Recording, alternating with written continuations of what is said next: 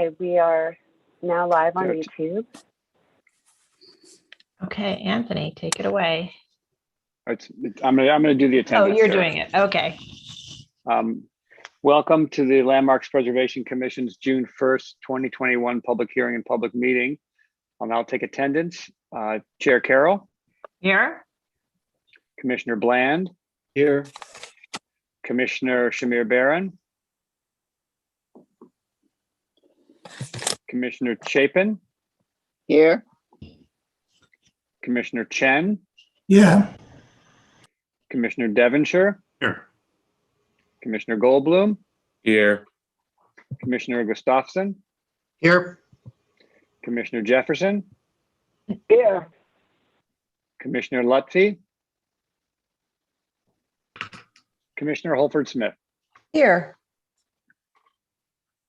All right, great. Good morning and welcome to the June 1st public hearing and public meeting of the Landmarks Preservation Commission.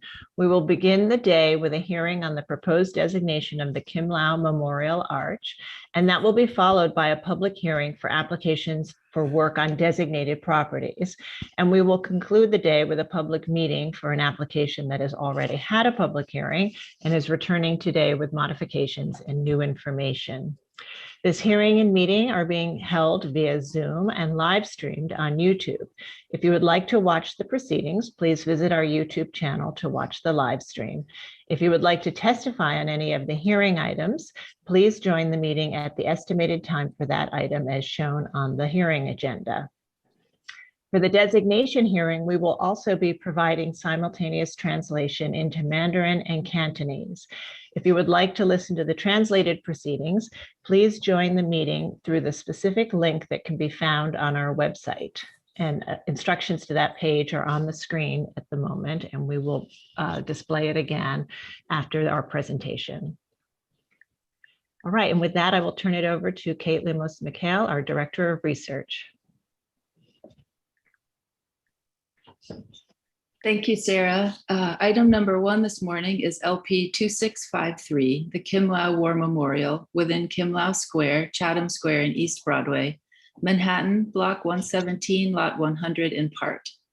Item proposed for today's public hearing is the proposed designation of a granite ceremonial gateway designed by architect Poi Gum Lee and dedicated in 1962 as a memorial to Chinese American war casualties. Designed by architect Poi Gum Lee and dedicated in 1962, the Kimlau War Memorial is a granite ceremonial gateway located in Kimlau Square at the intersection of Chatham Square, Oliver Street, and East Broadway in Manhattan. The arch, sponsored by the American Legion, honors Chinese American soldiers who died while serving in the United States military. The memorial is named after Second Lieutenant Benjamin Ralph Kimlau, a Chinese-American pilot who died while attacking Japanese military installations in the South Pacific during World War II.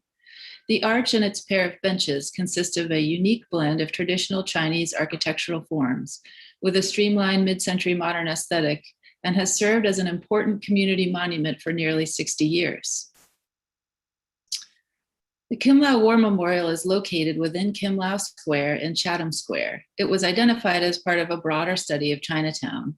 It's important as a public monument and symbol of Chinese American contributions to US history. Its prominent location at the intersection of Chatham Square, Mott Street, and East Broadway is indicated by the star on this map. Chinatown has a fascinating layered history. While there are several New York City landmarks in the Chinatown area, none had been designated primarily because of their significance to the Chinese American community. The Kimlau War Memorial would be the first New York City landmark that specifically recognizes Chinese American history. Until the 1870s, few Chinese immigrants settled in New York City. The majority of immigration from China beginning around the 1840s was related to railroad construction in the western part of the country. The completion of the Transcontinental Railroad in 1869, coupled with an outbreak of anti-Chinese violence in the West, caused many immigrants to relocate to New York City in the vicinity of Mott, Pell, and Doyer streets. at the northwest side of Chatham Square. As early as the 1880s, Chinese shops faced the square. Though the growth of Chinatown slowed after the discriminatory 1882 Exclusion Act restricted Chinese immigration to the United States, the community built complex organizations and its restaurants became attractions to New Yorkers and tourists by the turn of the century. Despite being denied full citizenship and facing extensive racial discrimination, approximately 20,000 Chinese Americans enlisted and fought for the United States during World War II.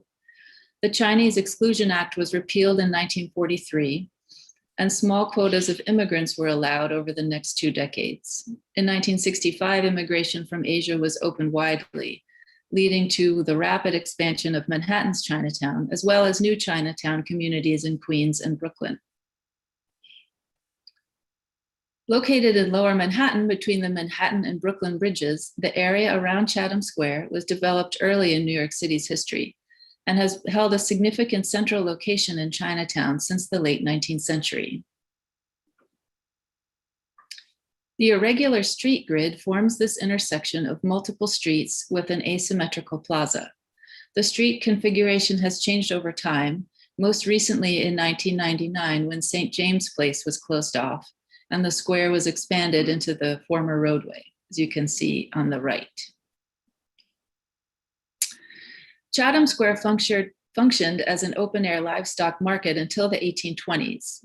In the mid-19th century, it was part of the Five Points neighborhood and was known for its infamous saloons and tattoo parlors.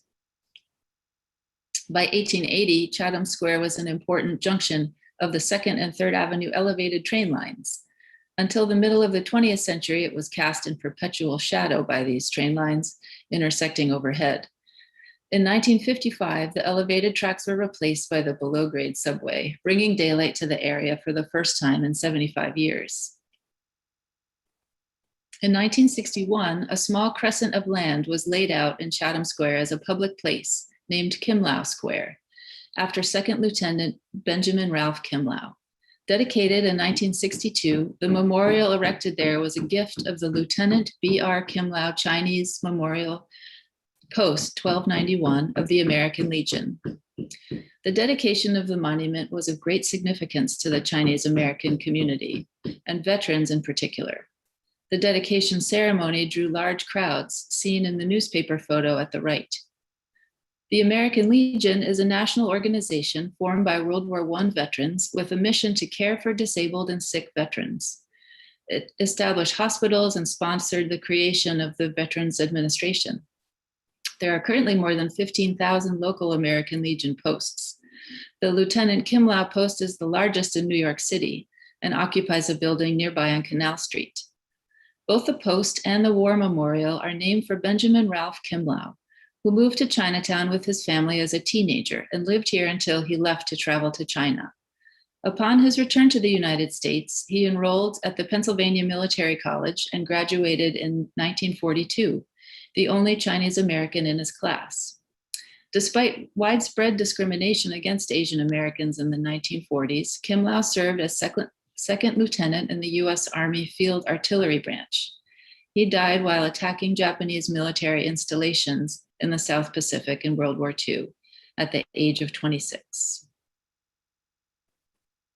The Kimlau War Memorial was designed by the Chinese-American architect Poi Gum Lee. Born at 13 Mott Street in 1900, he was educated at Pratt, MIT, and Columbia. He worked for a time in Shanghai, China in the 1930s and became prominent there before returning to New York. He later served as supervising architect and project advisor for the New York City Housing Authority.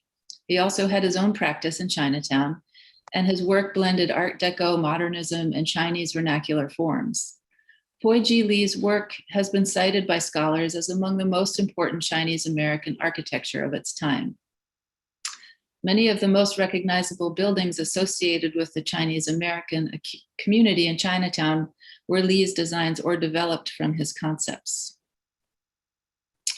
Among his work in Chinatown in the 50s and 60s is the development of a concept design for the Chinese Merchants Association building, shown on the left, located at 184 Canal Street, and the Pagoda Theater, shown on the right, a Chinese movie house at 11 Broadway, which has since been demolished, the Wong Family Association building at 24 Bowery, which has been altered, and numerous storefronts. Lee's designs in Chinatown reflect his modernist background while incorporating vernacular features such as tile roofs and upturned eaves. These are early renderings of the Memorial Arch from the New York City Parks Department's archives. According to the Kimlau Post of the American Legion, an even earlier scheme proposed a larger structure, which posed challenges given the size and location of the site. The Kimlau War Memorial is a simplified version of a peilu or peifang, a traditional gateway in Chinese architecture that evolved from Buddhist forms in India. Traditionally composed of wood and stone with elaborately tiled upturned roofs, they were decorative gateways into villages or cemeteries. Contemporary examples are often erected as memorials, such as this one, or as recognizable gateways into Chinatowns throughout the world. These drawings are a bit faded, but they're what we have to show the evolution of the design to its ultimately more modern appearance, blending traditional Chinese architectural forms like the peak roof and brackets with a streamlined aesthetic. The memorial's Asian-inspired architecture reflects the character of the area in the center of Manhattan's Chinese-American community. As Lee's design evolved, many of the vernacular ornamental details were simplified and made more modern. We are continuing our research on the design evolution and don't know the specific reason for these changes. We suspect it was in line with the architect's own design preferences.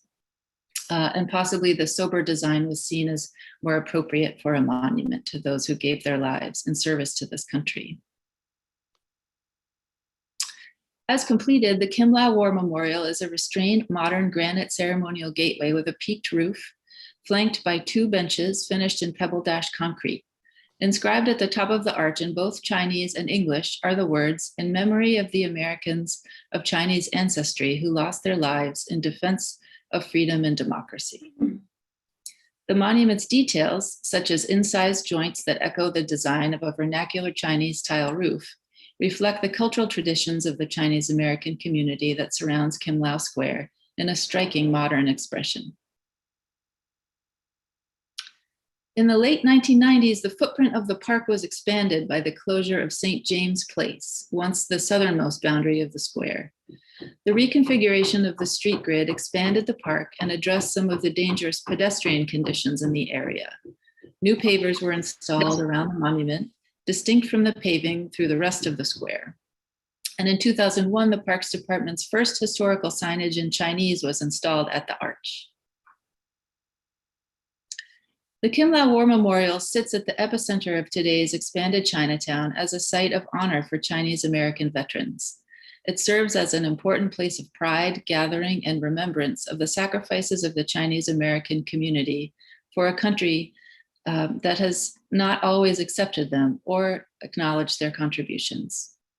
The memorial has played an important role as the terminus of parades on Memorial and Veterans Day, and as a place of important celebrations and ceremonies. Shown here are images provided by the Kimlau Post of the American Legion. We're very grateful. The tax lot retains the irregular shape created by the former street pattern, as you can see here. And the current footprint of Kimlau Square dates to the 1990s. So it's not associated with the history of the arch. So rather than utilizing either of these unrelated boundaries, the proposed landmark site would consist just of the footprint of the Memorial Gateway and the adjacent benches. The Kimlau War Memorial is a place for remembrance and reflection, situated in a prominent location in Chinatown.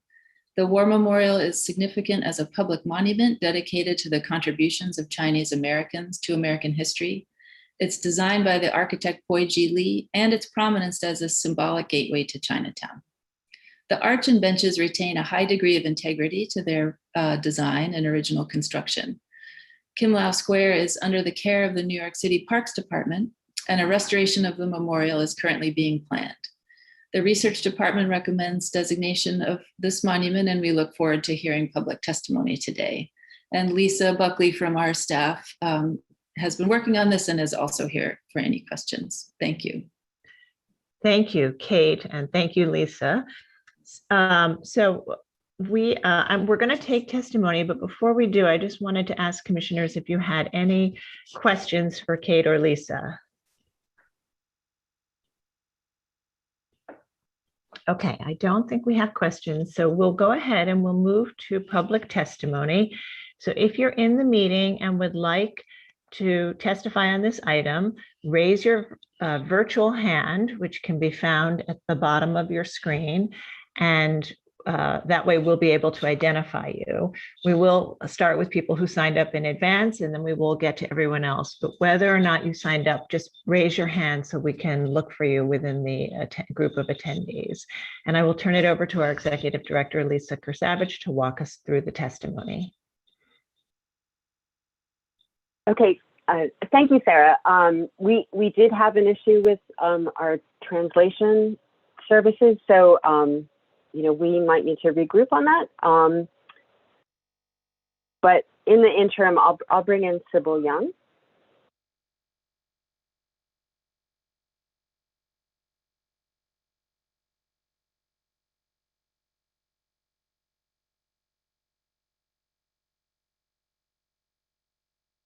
Okay, Sybil, I've brought you in.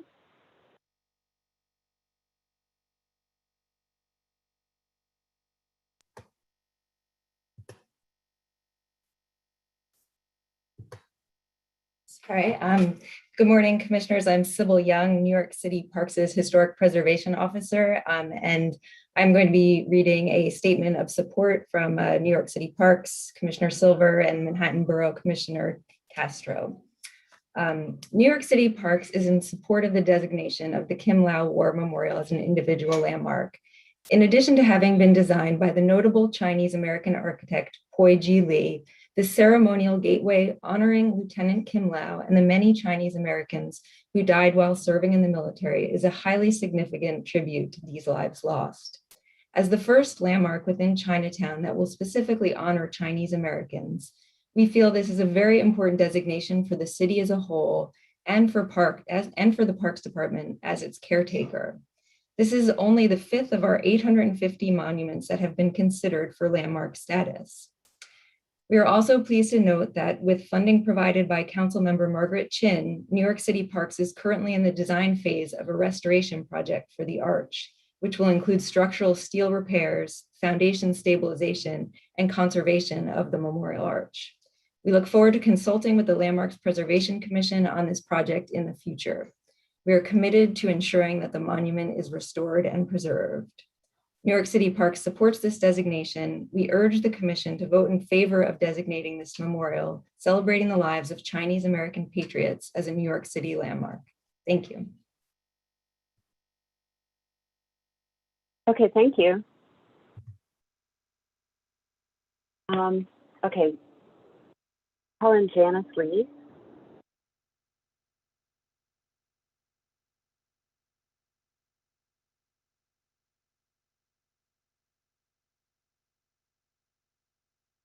Sorry, and just a reminder for everybody to please raise your hand if you plan to testify. See her on the list.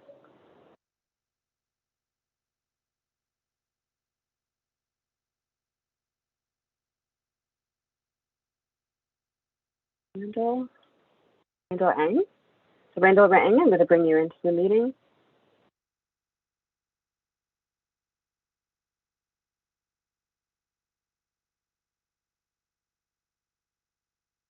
And Randall, you just need to unmute yourself, turn on your camera.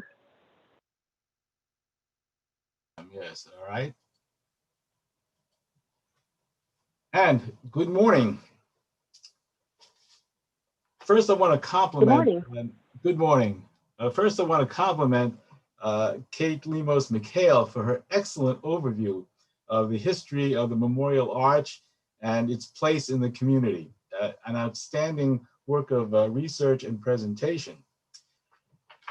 My thanks to the Landmarks Preservation Commission for this opportunity to speak on behalf of the designation of the Kimlau War Memorial Arch as a New York City landmark. My name is Randall Eng, and I am an attorney, retired judge, and the newly elected commander of the Lieutenant B.R. Kimlau Chinese Memorial Post 1291 of the American Legion, which, as you've heard, commissioned the construction of the arch in 1962 as a memorial to Chinese American service members who gave their lives in defense of freedom and democracy. I can recall as a junior high school age student the condition of Chatham Square in the late 1950s and the early 1960s. As we've heard, the 3rd Avenue L, the 2nd Avenue L, all converged at that location with its steel support beams, station equipment, and everything else that was associated with the convergence of the lines. When this was taken down eventually in the late 1950s and early 1960s, sunlight reached the area, and for the first time we could see the area that is now designated as Kimlau Square. Now, the arch has stood as a symbol of loyalty, patriotism, and sacrifice, overlooking the historic Chinatown community for nearly 60 years. It is located at the base of what was once known as the 5 Points.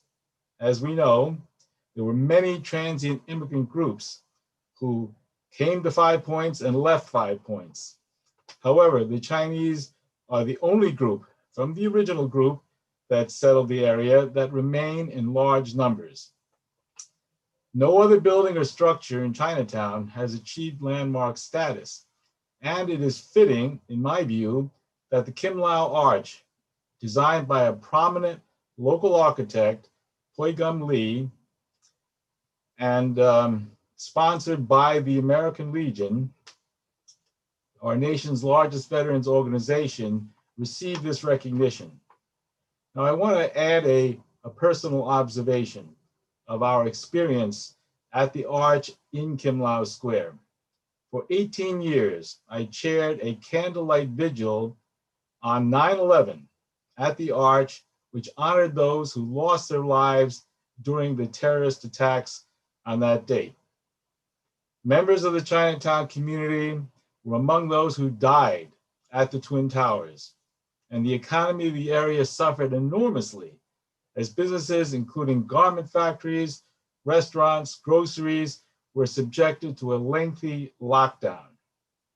Speakers at the 9/11 remembrance ceremonies included members of Congress, sitting district attorneys, state and city legislators, and community leaders.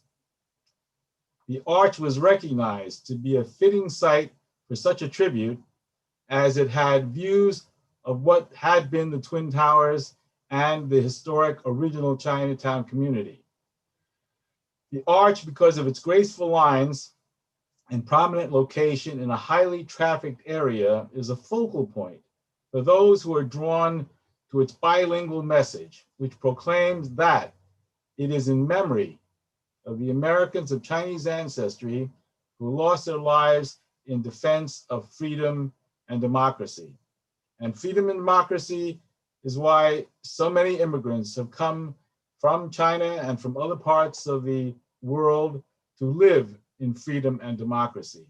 It is my belief that this beautiful monument, which has occupied a place of dignity and respect for 6 decades in the Chinatown community, and which has served as a gathering place for patriotic observances throughout that time, should be honored by the citizens of the city of New York as a landmark of this great metropolis. And I thank you all for your consideration of this request. Thank you.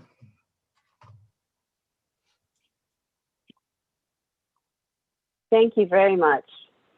Okay, and next, I'm going to bring in Fang Wang.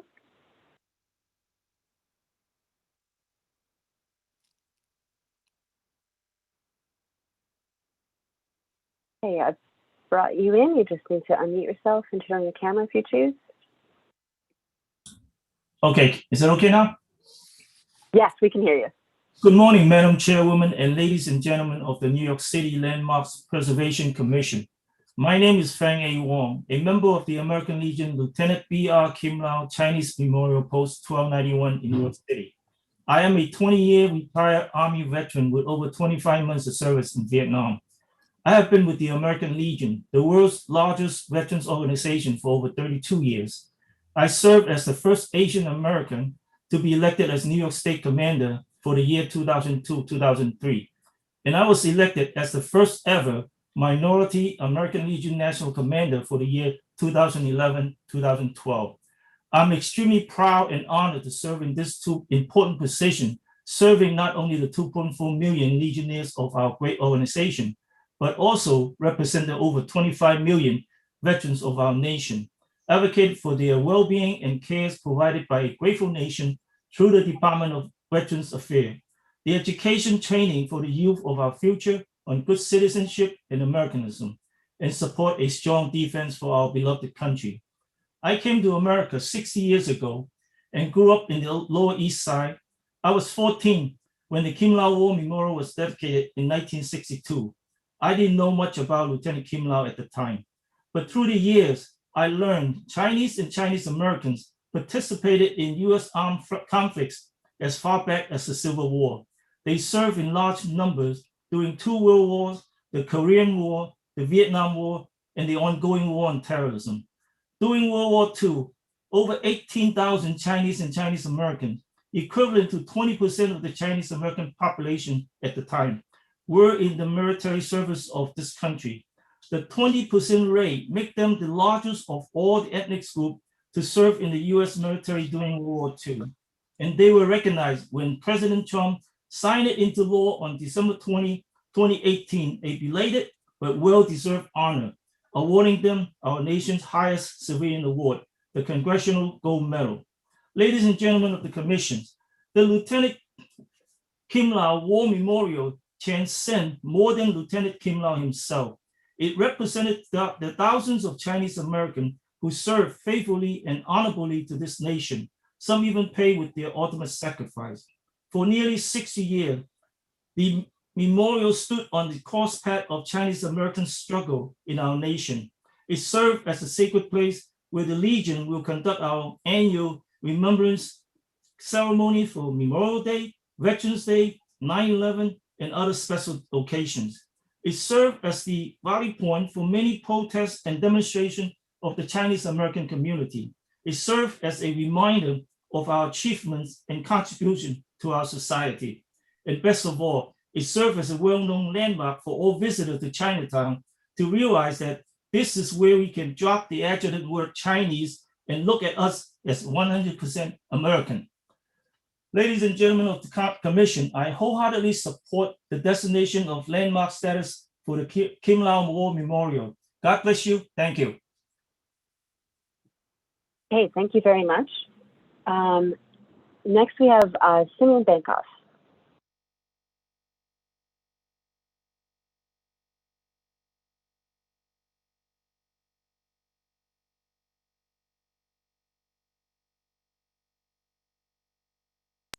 And while Simeon's coming in, I just want to remind everybody, if you'd like to speak, please do raise your hand. Even if you signed up, it's helpful if you raise your hand. Good morning, Commissioners. Simeon Bankoff, Executive Director of the Historic Districts Council. The Historic Districts Council is the citywide advocate for New York's historic neighborhoods, buildings and neighborhoods. HDC has long been interested in the designation of cultural sites and the designation of more landmarks in Lower Manhattan. We've tried to shine a light on the neglected significant sites in Chinatown through multiple classes of our 6 to Celebrate program, so we are particularly pleased that the Landmarks Preservation Commission is honoring this prominent public structure by Chinatown's first native-born architect with this designation. I'd also like to deeply congratulate Kate Lemos-McHale and the research department for all the terrific presentation that was really quite exhaustive and very inspiring. Thank you. The history of Chinese immigrants and Americans of Chinese origin in America is a rich, complex, and sadly overlooked one. For a population that's been part of our city for so long, there is little in the public record and less in the public consciousness, which acknowledge and honors the contribution of this varied and diverse community. HCC welcomes the Landmarks Commission's ongoing efforts to address this absence and hopes this designation is the first of many which engage with and protect sites of community significance. There are many worthy sites in Chinatown and elsewhere, such as the Merchants Association building designed by Mr. Lee at 8385 Mott Street, highlighted in the Commission's presentation, which are so important to New York City's rich history, but whose private owners might be less inclined to preservation than the city's Parks Department. We urge the Landmarks Preservation Commission to continue their important work by recognizing and protecting these sites. Thank you very much, and congratulations on terrific designation.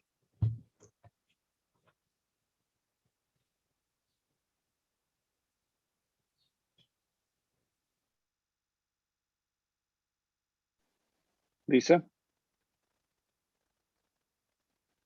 Sorry about that. Andrea Goldwyn is next, and I've got you in, Andrea. Great, thanks, Lisa. Good morning, Chair Carroll and Commissioners. I'm Andrea Goldwyn, speaking for the New York Landmarks Conservancy. The Conservancy is pleased to support designation of the Kimlau War Memorial as an individual landmark. The 1962 Kimlau Memorial will be the first individual landmark designated for its significance to New York's Chinese American community. Second Lieutenant Benjamin Ralph Kimlau was a pilot who died while on duty in World War II. The arch honors him and other Chinese American war casualties and is the site of annual commemorations. Architect Poiji Lee was well known for his work in Shanghai and in New York. He often joined traditional Chinese forms with contemporary design elements. In this case, the elegant granite arch features Chinese elements and a streamlined early 1960s sensibility. At 19 feet tall, it's a local landmark in the heart of Chinatown that deserves this formal recognition. This site is within a New York City park, and I believe is also under the purview of the Public Design Commission. However, the additional guidance of the Landmarks Commission will be invaluable as cracks in the arch are repaired, as a rehabilitation plan for the site moves forward, and perhaps in the far future, as Commissioner Chen said in the earlier hearing, when this intersection is set to be a stop on the 2nd Avenue subway. We thank you for bringing this designation forward and hope that there will be more recognizing the Chinese American experience in New York. Thank you for the opportunity to express the Conservancy's views. Thank you very much. Okay, next, going to bring in somebody who's signed up, Gabe Lee.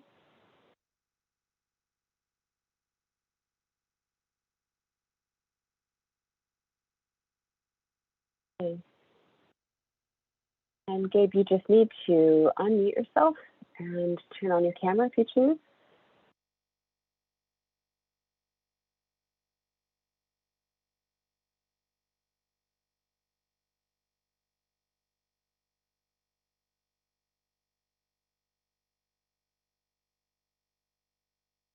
I may have a technical difficulty. I'll double back.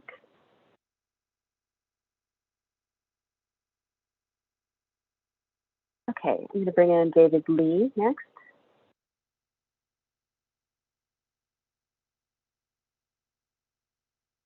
Hey, David, I've brought you in.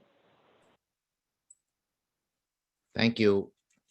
Thank you, Commissioner. Good morning, Madam Chair and the Commissioners of the Landmark Preservation Commission. I am David Lee. I am the new commander of the Sons of American Legion at the Lieutenant B.R. Kimlau Post 1291. The Sons of the American Legion are descendants of veterans and members of the American Legion. In my case, it was my father, who was a Chinese World War II veteran and a member of the American Legion. And as Commander Wong has expressed, the Congress has passed the Congressional Gold Medal for Chinese American World War II veterans. I have a picture of that replica here, if you can see it. It's a great honor for the Chinese Americans and of New York to receive this honor. It was, and especially in light of when people like my father joined, they were still under the Chinese Exclusion Act, and they were patriot enough to join and defend this country, even in light of that restrictive legislation. So the Kimlau Memorial is a great symbol of the remembrance of the commitment of Chinese American and all Asian Americans to this country and to their service in the military. And furthermore, it is especially important in this time of anti-Asian violence and hate incidents that there be a symbol in this city to remind them that Asian Americans are very much a part of this country and this city, and their service should be honored. And furthermore, it's important to descendants like myself and many like myself who want to remember and want to remind everyone throughout the city that we have this, that our fathers and were very honored to be serving the military, and we need that presence to remind everybody in the city of that. So I am very much in favor of the commission permitting landmark status to this memorial. Thank you very much. Thank you very much. Okay, next we have Carrie Colhane.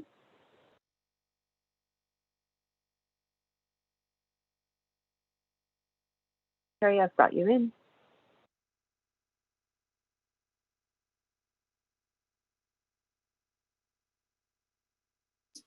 Carrie, oh, there you go. Thank you. And thank you for the opportunity to speak. I am Carrie Colhane, and I am the curator of the first exhibition on the life and career of Pui-Gum Lee, AIA. And my doctoral research at the Bartlett School of Architecture is a study of the transnational architectural exchange between Chinatown and China since 1882. And I applaud the commission for its effort to designate what would be the first Chinese American landmark in Chinatown, and the first landmark in New York City to recognize Chinese American contributions to American history. And given the outsized contributions of diasporic Chinese to American life, this designation is long overdue. The Kimlau War Memorial is significant as a public commemoration of Chinese American sacrifice in the fight against fascism during the Second World War, and as the work of Chinatown's first native architect, Pui-Gum Lee. Lee's choice of the Pai Lo, or Pai Fang, which is a ceremonial gateway, brought to Chinatown a traditional typology that was reinterpreted in a modern style to create a solemn and uniquely Chinese American monument. And as a gateway, a Pai Lo marks a boundary, it's a liminal area. And at the moment that this Pai Lo was erected, Chinese Americans stood at the boundary between Chineseness and Americanness, having only recently been recognized as fellow Americans in the post-war era. In the ensuing decades, and in particular over the last year, we've been painfully reminded of the ongoing struggle of Americans of Chinese descent to be fully accepted and embraced as Americans. And the designation of this monument is a welcome first step towards better representation of the breadth of New York's rich cultural heritage and better understanding of the Chinese American experience. Thank you. Okay, thank you. Next we have Ryan Haig.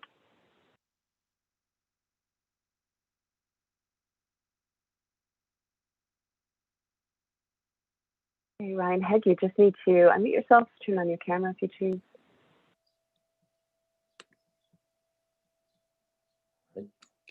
Can you hear me? Can you see me? Yes. All right, one moment. I have to be able to see my notes. Thank you. Good morning. My name is Ryan Haig. I live in Brooklyn with my wife and 2 children. I'm very pleased to hear there is positive momentum in support of the preservation and landmarking of the Kimlau War Memorial, and I appreciate the opportunity to add additional support to the official record as well. Since 1996, about 25 years, I've worked in the space of legacy and education with organizations including the Digital Clubhouse Network, Stories of Service, In Their Footsteps, and the United War Veterans Council. My focus has been around connecting young people and the community with the stories of those who have served and sacrificed for our nation. I'm also an American of Asian descent. My mother is Japanese, in her 70s, and lives in Manhattan. We are all aware of the current unfortunate and inexcusable trend of increased violence against Asian Americans, regardless of their nation of origin. So this issue is obviously of personal importance to me. But I'm also lending my voice to the effort to landmark the Kimlau War Memorial because over the years, I've personally seen the role places and spaces can play in shaping how a community perceives itself and how it is perceived by others. Memorials and landmarks are not just a physical reminder of a dusty piece of history. They are a conversation starter, a way to begin telling the story of an individual, a group, or an event that they play, and a role that they played in building our current world. Put another way, they are, metaphorically speaking, time machines that help us appreciate and understand our society today. Generally speaking, the story of Chinese and Asian Americans in our country is little known. Furthermore, this story is poorly represented in our public spaces. I believe that there is at least a correlation between these two statements. The stories of the service of Chinese and Asian Americans in military service to America, even during the two massive world wars of the last century, are particularly underrepresented. How many people know the story of Kimlau, a World War I soldier from New York who received the Distinguished Service Cross and was chosen by his own comrades to lead the Welcome Home Parade for the 77th Division after World War I? Or the story of Alexander Kim, who ran away from the safety of a training school to join his comrades in the 27th New Yorker Division for the final assault on the Hindenburg Line in 1918. Alexander lost his life in that action, and that broke the heart of his mother, Yamei Kim, who was the first Chinese woman to earn a medical degree in the United States and who introduced tofu and soybean products to the United States, creating what is now a $65 billion industry. And of course, Second Lieutenant Benjamin Ralph Kimlau, who served as a B-24 pilot in the Pacific Theater of World War II, flying the same type of aircraft that famed Hollywood actor and war hero Jimmy Stewart flew during his own service. Kimlau lost his life on the mission to provide desperately needed air support to beleaguered comrades on the ground. These kinds of stories are familiar to most Americans, yet they rarely bring to mind an Asian face when they are told. By preserving and landmarking the Kimlau War Memorial in a way worthy of the stories it tells and represents, we have the opportunity to address this gap in our societal awareness and to reduce the othering of a group that has served and contributed to our country and our community for so long. Thank you. Thank you very much. Okay, and just a reminder to everybody, if you'd like to speak, please do raise your hand. I see some people here that signed up to speak but haven't raised their hands. Next, we'll call Mitchell Grubler.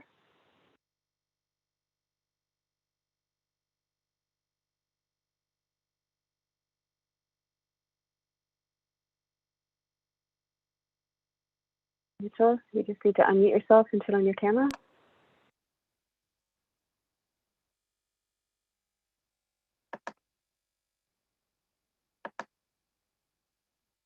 Or Mitchell, you don't have to turn on the camera.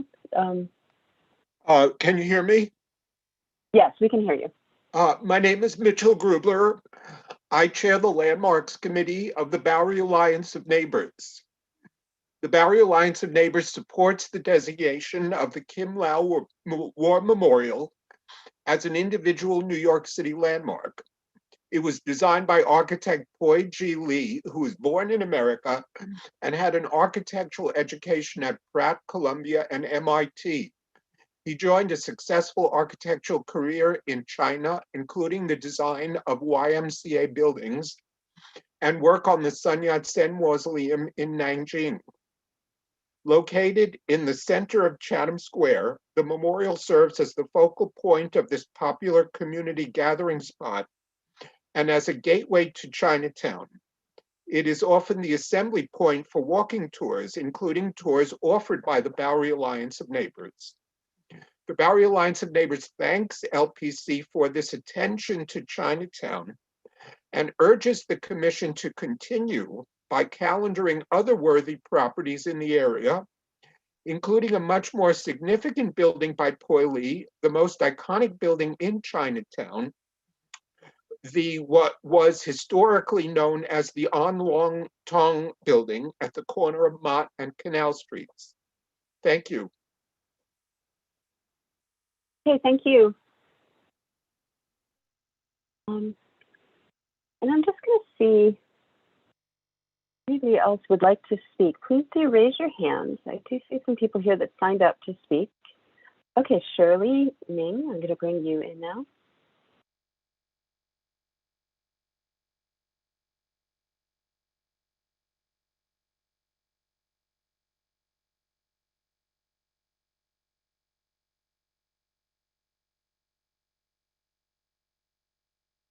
Hi, can you hear me? Yes, we can hear you. Okay. Okay, I'm just gonna get my notes again that I have here. Okay. Hi, thank you for the opportunity to speak. Thank you for recognizing the Kimlau Memorial Arch to be landmarked. The Memorial Arch, which honors veterans of Chinese ancestry, is just 2 blocks from my childhood home, but it wasn't until I was much older I took notice of what was etched in the granite on top. It reads in gold Chinese calligraphy and English, in all caps, in memory of the Americans of Chinese ancestry who lost their lives in defense of freedom and democracy. Although the Memorial Arch is not the official Chinatown Gateway Arch, it should be noted it is the only arch in New York City's Chinatown. In Chinese architecture, arches commemorate achievements or families' ranking. Therefore, it is most fitting that this memorial was installed to honor the achievements of the Chinese American veterans. The arch would also serve not just as a memorial, but an educational piece to those that visit the square. Kimlau Square has become a public square, not just for Kimlau post 1291 ceremonies, but has attracted many other public rallies, protests, and many public gatherings. The American Legion Lieutenant Benjamin Kimlau post 1291 boasts the largest membership of Chinese American veterans in the US, currently at 530 members estimated, including my children's great-grandfather. It is significant to Chinatown that New York City Landmarks Preservation recognizes this arch as a symbol of our contributions in the military service, even though many were not even allowed to be citizens. Thank you. Okay, thank you very much. And I don't see anybody else with their hand raised. We still have time. Oh, there we go. I bring in Chen Dance Center.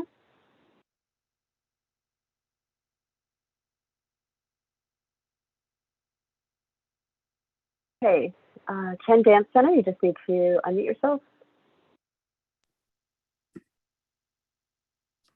Hello, my name is Dion Dong, and I want to express my strong support of the designation of the Memorial Arch to World War II Chinese American veterans as the first landmark in New York City's Chinatown. Thousands of Chinese Americans served in World War II in the US Armed Forces, including my father and many of my uncles. One uncle in particular was Lieutenant Benjamin Ralph Kimlau, for which American Legion Post 1291 is named after, and of course, the Memorial Arch is dedicated in memory of. The bill for the Congressional Gold Medal, signed into law on December 20th, 2018, was proof that these veterans defended the country. It is important that the history of Chinese Americans in the building of America be recognized rather than be forever viewed as foreigners. My family has been in the US since 1864, and we are proud to be Americans. Chinatown, New York is one of the last remaining ethnic communities in Manhattan. The Memorial Arch as a New York City landmark will not only validate the generations in the Chinatown community and the thousands of men and women who fought for this country, but serve as a destination for students, tourists, historians, and educators. Thank you. Okay, and thank you very much. And next we have Ian Chan of Councilmember Chin's office.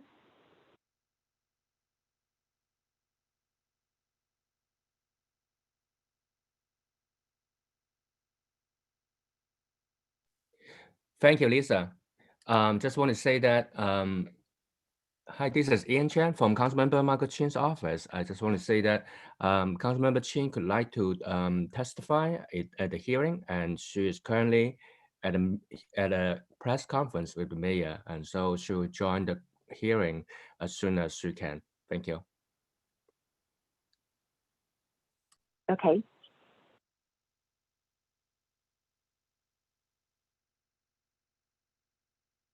And let's see, anybody else would like to speak? Please do raise your hand. I know I brought in Gabe Lee before. I might just see if you're there and would like to speak. I'm going to allow you to speak. If you'd like to testify, we could bring you in.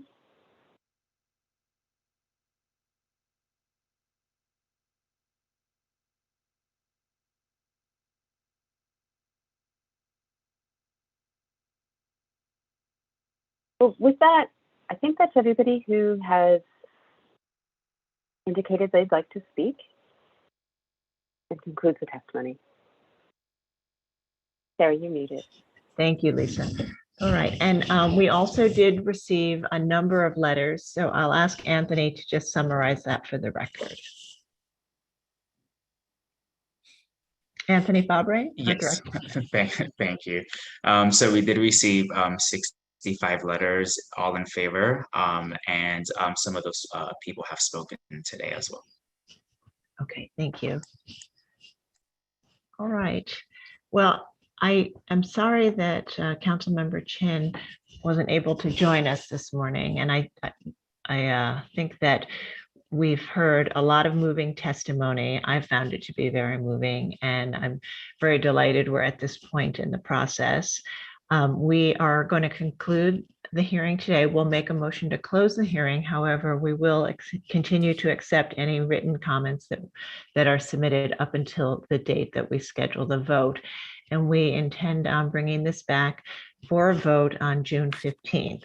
So any additional letters should come in before then. So with that, I'm going to, oh, I think we have one more speaker. Someone has raised their hand. Maybe, Lisa. Okay, it's somebody who spoke previously, but Yeah, they spoke previously. Shirley Mean, did you want to add something to the record? Yeah, are we able to ask questions in the next meeting or? No, I'm sorry. We just take the testimony. But feel free to email us any questions, and we can certainly respond either in writing or if a call is necessary, we can do that as well. Okay, thank you. Okay. All right. So commissioners, let's make a motion to close the hearing. And Commissioner Shamir Baron, would you make a motion to close the hearing? So moved. Thank you. Commissioner Chen, would you second that motion? Second. All in favor, say aye. Aye. Aye. Aye. Any opposed? Okay, so the hearing is closed. And again, please continue to communicate with us through our written comments. We have a portal on our website that's specifically for comments, and you can send any additional letters or questions through that. And we'll be monitoring that, and we'll bring this back for a vote on June 15th. So thank you all for participating today. It was a very moving presentation and a very moving testimony. Thank you all. And we'll now move to the Preservation Department public hearing agenda. Great, thank you, Sarah. The first item in the preservation agenda is item number 1, LPC 20-07494, 80-04 37th Avenue in the Jackson Heights Historic District, Borough of Queens, Block 1291, Lot 1. This is an application for a certificate of appropriateness for a neo-Romanesque style apartment building designed by Cavi and Cavavet and built in 1928 to 29. And the application is to install an awning. Hey, commissioners, the applicants have entered the hearing. The staff will be presenting this application. So staff, you now have control of the screen. Please state your name for the record and you may begin. Thank you. Can you guys all hear? Okay. Yes, we can hear you. Thank you for your confirmation. Good morning, commissioners. My name is Juyong Park, and I'm here to present our proposal today. As noted, the item proposed for today's public hearing is the new awning installation at Jackson Heights Historic District.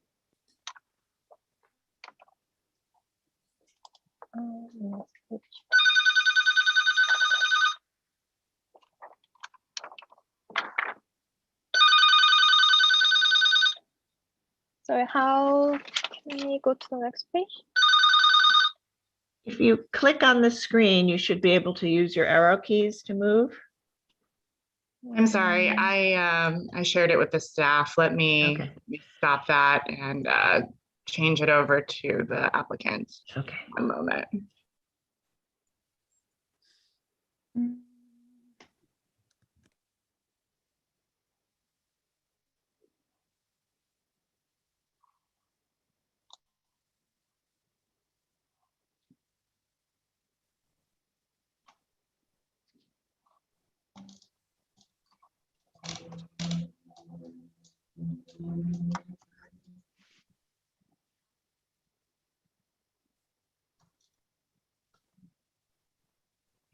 Okay. Can you click on your screen now and see if you can control it? Perfect. Oh, yes, got it. Okay, thank you. Okay. The property is located at the southeast corner of 37th Avenue and 80th Street in Jackson Heights District. This is the historical picture provided by the landmark. And these are the images of the current conditions.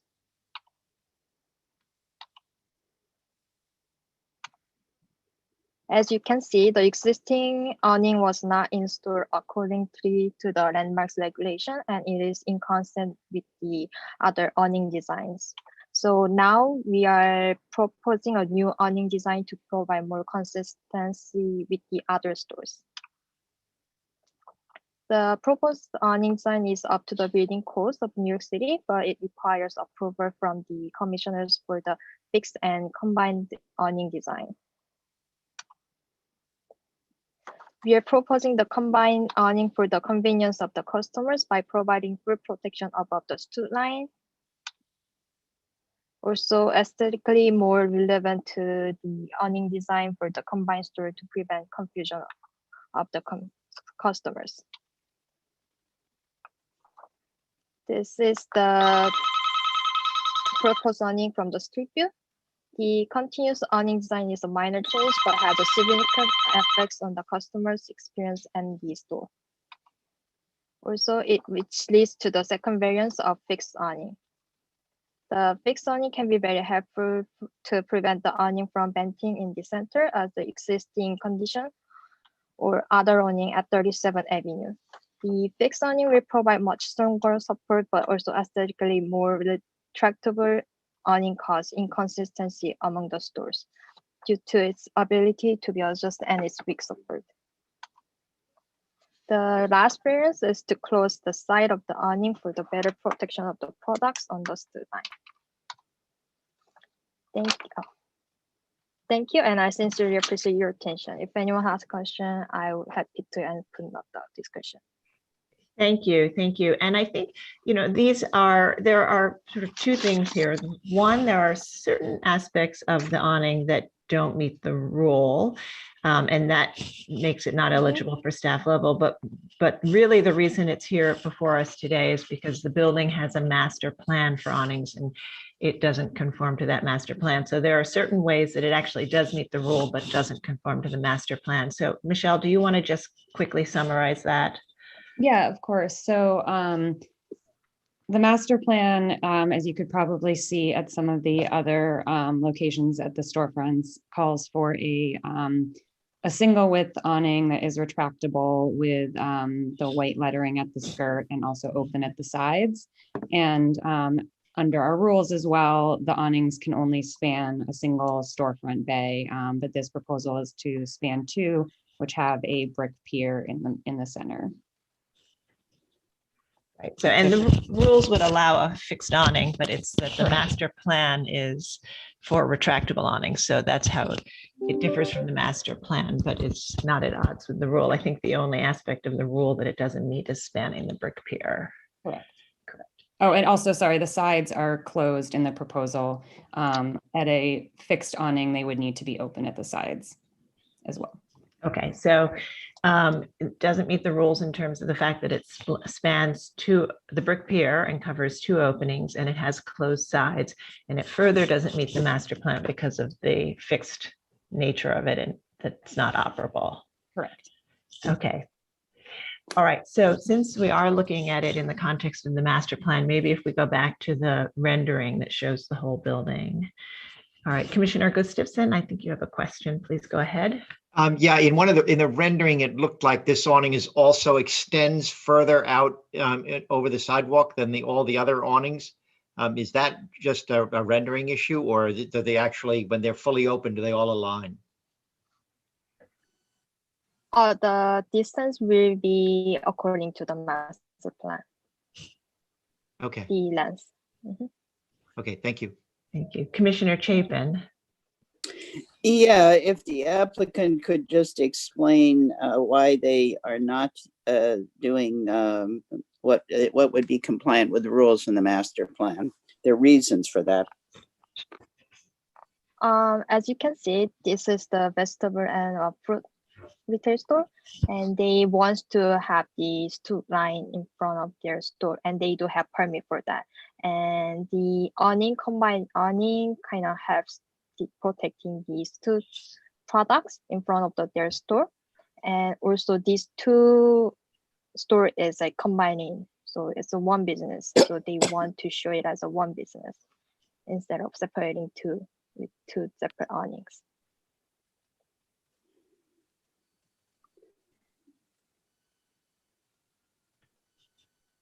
Okay. Other questions? All right, not seeing any other questions at this time. Why don't we move to public testimony? So if you're in the meeting and would like to testify on this item, please raise your virtual hand so we can identify you. And as always, we'll start with anyone who signed up in advance. And I will turn it over to Lisa to walk us through that testimony.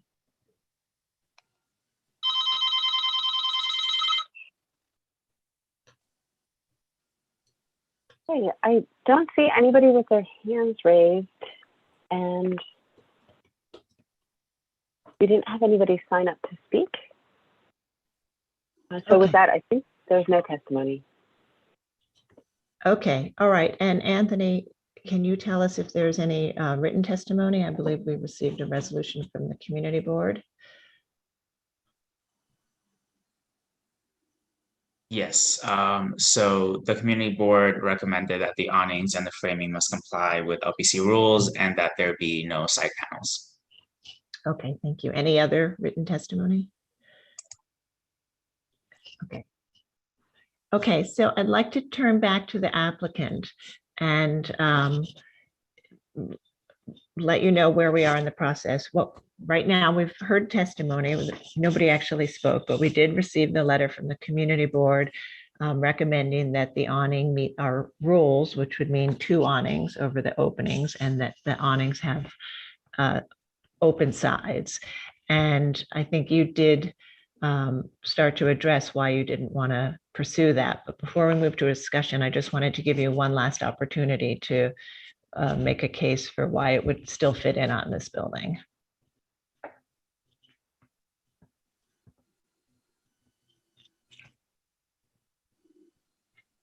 Are you there? Sorry, what was that? That's okay. Yes, I'm here. So before we close the hearing, is there anything else you'd like to say about the awning spanning both openings and the closed sides and how that fits in with the building and the streetscape? It's just for the convenience of the customers, also for their experience of the shopping, and also it helps significantly to the store. So, yeah. Okay. All right. Okay. So why don't we go ahead and make a motion to close the hearing? And Commissioner Holford-Smith, would you make a motion to close the hearing? So moved. Thank you. Commissioner Gustafson, would you second that motion? Second. Thank you. All in favor, say aye. Aye. Aye. Aye. Any opposed? Okay, so the hearing is closed and we'll begin our discussion. And I think Commissioner Chapin, as our resident commissioner, would you be comfortable leading this one? Yeah, thank you. This awning, the current awning is in terrible condition besides not being non-compliant. So looks like it's about to fall down. So it's definitely a good thing to have it replaced. I feel like a little conflicted about the issue of an extensive awning as opposed to the individual smaller ones, because it is one shop. It's very obvious that it's one shop. Of course, that could change. And I'm thinking about the signage. The signage is very typical, which is, you know, the establishment identified, and then the phone and the address, which is actually very helpful to local residents. So I'm thinking about how that would be done in if we had 2 awnings. At the same time, obviously with the pillar, one could have an awning on each side of the pillar without a problem, and it would fit in very nicely. So I'm trying to think about a good solution if there were, for the signage, if there were 2 awnings, because it would, unless you had the same signage on both, which I think is undesirable, truthfully. So, and I see no reason why it can't be a similar construction to other awnings, which is, retractable and, not with no sides. I don't think that's necessary. It's a fruit and vegetable shop, and people stop and get some fruit or vegetables and then go inside the store. So I don't see why that has to be, why it has to be, I don't think the sides need to be there, nor that it has to be inflexible. I guess the reason, as they said, for that is that they were, because it's going to be a larger awning, and they were somewhat concerned about having it not be, about having to be retractable in that instance. Anyway, I think that the convenience of the customer in this case is less important than complying with the rules and having a similar appearance. There is one other awning, that is not in compliance either, which is a long awning on another side of the street over a restaurant that's has a long frontage. So I'd be interested in other commissioners' thoughts about this signage issue and how to deal with that if we had 2 awnings there. But I think in general, it should comply with the rules. Okay, thank you. Commissioner Goldblum? I agree with Diana. I think that, I personally am okay with the extended awning, but the inoperability in the sides should be corrected so that they comply. Okay. And Commissioner, I think Tevinger has left us. So Commissioner Chen? Yeah, just like Diana, I'm a little bit conflicted. I overall, I have no problem with the proposed design. So I do find that, because the extended horizontality does create a sort of uniformity, and given, the streetscapes are normally quite chaotic. So I will leave it to the rest of the commissioner to see how they want to shape this. Okay. Commissioner Bland? I have no problem with the extended fixed awning. I would let it be, except for I would remove the sides and let it stand. And I guess that's neither the master plan nor the rules. But in this case, it seems acceptable to me. At least that's my eye on the issue. Okay. Commissioner Lutfi? I feel like I agree with some things and not with others. I actually do think it's very important for this to be one for the functioning of this kind of business, for this to be one long awning. Because if you think about the way people shop, when there's a produce stand like this, they spend time outside, and there's inclement weather. And I think it's important to not only for the consumer experience, but for the identification of the business and the cohesiveness of it visually within the street. I think the side should come down and it needs to be retractable. I also think that it needs to align better at the top, which it's not doing. It's slanting a little lower. And it looks to me, and I might be wrong about this, that the businesses to the left, I'm not sure if everybody's using the same font or not, if there's a chosen font, but if there is, that they should use the same one. All right, it wouldn't surprise me if the master plan allows individual identity through the font, since the awnings are otherwise so uniform, but we can check that. Okay, Commissioner Jefferson? I think they should follow the master plan. Okay, and so you think it should be two awnings and not an extended awning? 2 awnings, yes, correct. Okay. Right, Commissioner Gustafson. Same here, 2 awnings, no sides, retractable. Okay. And Commissioner Shamir Barron? I'm in agreement with Commissioner Bland. It can stay as it is and remove the sides. Okay, and Commissioner Holford Smith? I think they should follow the master plan. 2 awnings, retractable, no sides. Okay, so let me do a little math here.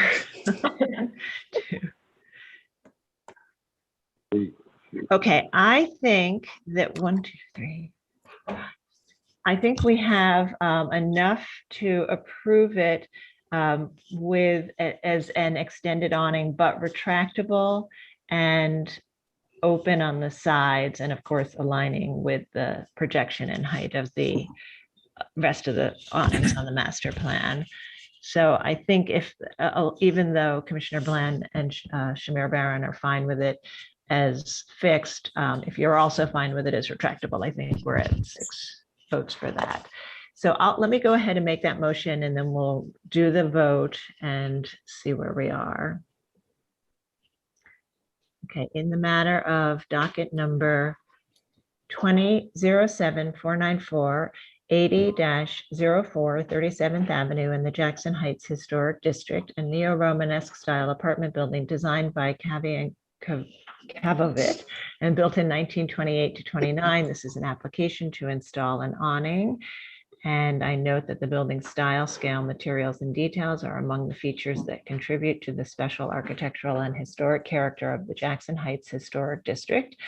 I recommend approval with modifications that the proposed installation will not alter or remove any significant architectural features, that the proposed awning will only span one plain brick pier serving one tenant that occupies 2 storefront bays and therefore will not obscure any significant features, that the proposed height, red canvas cladding, white lettering on the skirt will all conform to the approved master plan and will not draw undue attention to the installation. And that the projection will also conform to the master plan. The projection of the awning will align with the other awnings approved under the master plan.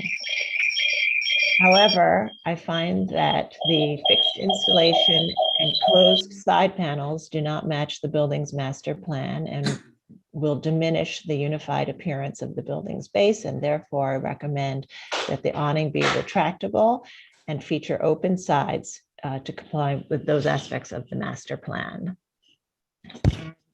Commissioner Chapin, would you second that motion? Second. Thank you. And Anthony, will you call the vote? It's Mark. I'll call. Mark. Okay. Commissioner Chair Carroll. Aye. Commissioner Bland. Aye. Commissioner Shamir Barron. Aye. Commissioner Chapin. Aye. Commissioner Chen. Aye. Commissioner Devinger is not here. Commissioner Goldblum. Aye. Commissioner Gustafson. Nay.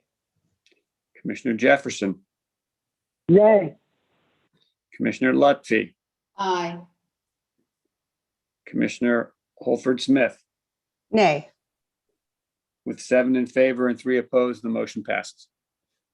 Okay, so it's approved with those modifications. Please continue to work with the staff to understand what the direction is and complete the process for the certificate of appropriateness. Thank you. And we'll move to the next item. Thank you. All right, the next item is docket number 21-08608, another application for a certificate of appropriateness, 80 Spring Street in the Soho Cast Iron Historic District, Block 480, Borough of Manhattan, Block 483, Lot 17, a store and loft building designed by Arthur H. Bowditch and built in 1902 to 03. And the application is to install an awning and signage.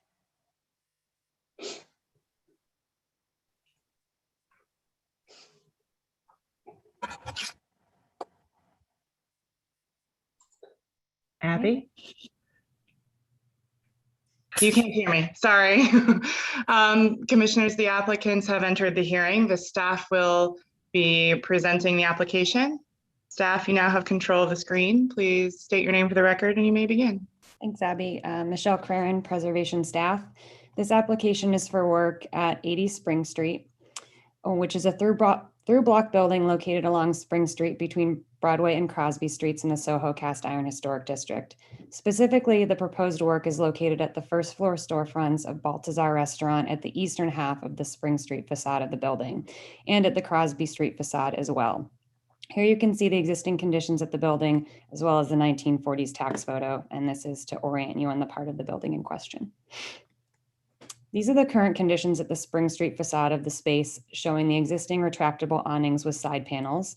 It should be noted that the Spring and Crosby Street facades of the building have no flagpoles, stretch banners, bracket signs, or sign panels, and that the only signage for the restaurant consists of the awnings, window signage, and menu boxes seen here. This shows the current conditions on Crosby Street. Although not shown here, awnings were approved through the Business Recovery Initiative by the Commission at the two northernmost bays on this facade. This proposal has several components. This slide shows the existing and proposed Spring Street facade elevation. The first aspect of this proposal is to install window signage at the two side lights adjacent to the restaurant's main entrance here. And this slide shows the proposed work at the Crosby Street facade, which includes the second aspect of the proposal, installing an operable awning at the bay with brick infill aligned with the other awnings at this facade shown here.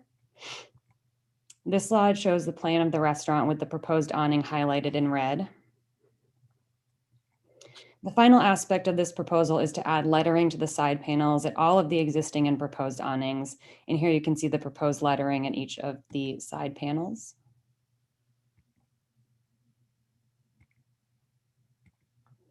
And here's a detail showing the dimensions of the proposed window signage.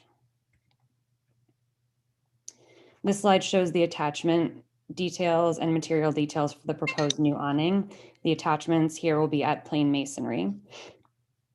And lastly, this slide provides historic context for the awnings, including ones with lettering on the side panels within the historic district. The applicants are here to answer any questions. Thank you, Michelle. And just since we just had a discussion about side panels, just to be clear, the commission's rules that allow for staff level approvals do not allow fixed awnings to have taut side panels. However, in the case of retractable awnings, the staff can approve flexible side flaps. Correct. And in this case, the commission previously approved awnings on the other storefront bays that have the side panels with the signage. And the proposed awnings would match that in terms of its in every aspect, in every way, right? Yes. Okay, thank you. Any other questions for Michelle or the applicant? Okay, I'm not seeing any questions at this time. So let's see if we have anyone here who'd like to testify on this item. If you're in the meeting, please raise your virtual hand so we can identify you. And I'll turn it over to Lisa to walk us through the testimony.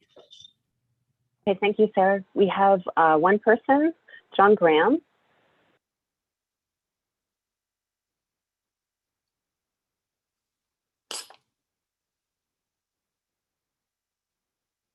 Okay, John, you're in the meeting. Good morning, Commissioners. John Graham for the Victorian Society, New York. Founded in New York City in 1966, the Victorian Society in America is dedicated to fostering the appreciation and preservation of our 19th and early 20th century heritage. The New York chapter promotes preservation of our historic districts, individual landmarks, interiors, and civic art. By placing signs on the side flaps of these awnings, It appears the applicant's intent is to leave the retractable awnings always in the extended position. The signs would be an illegible jumble if folded up.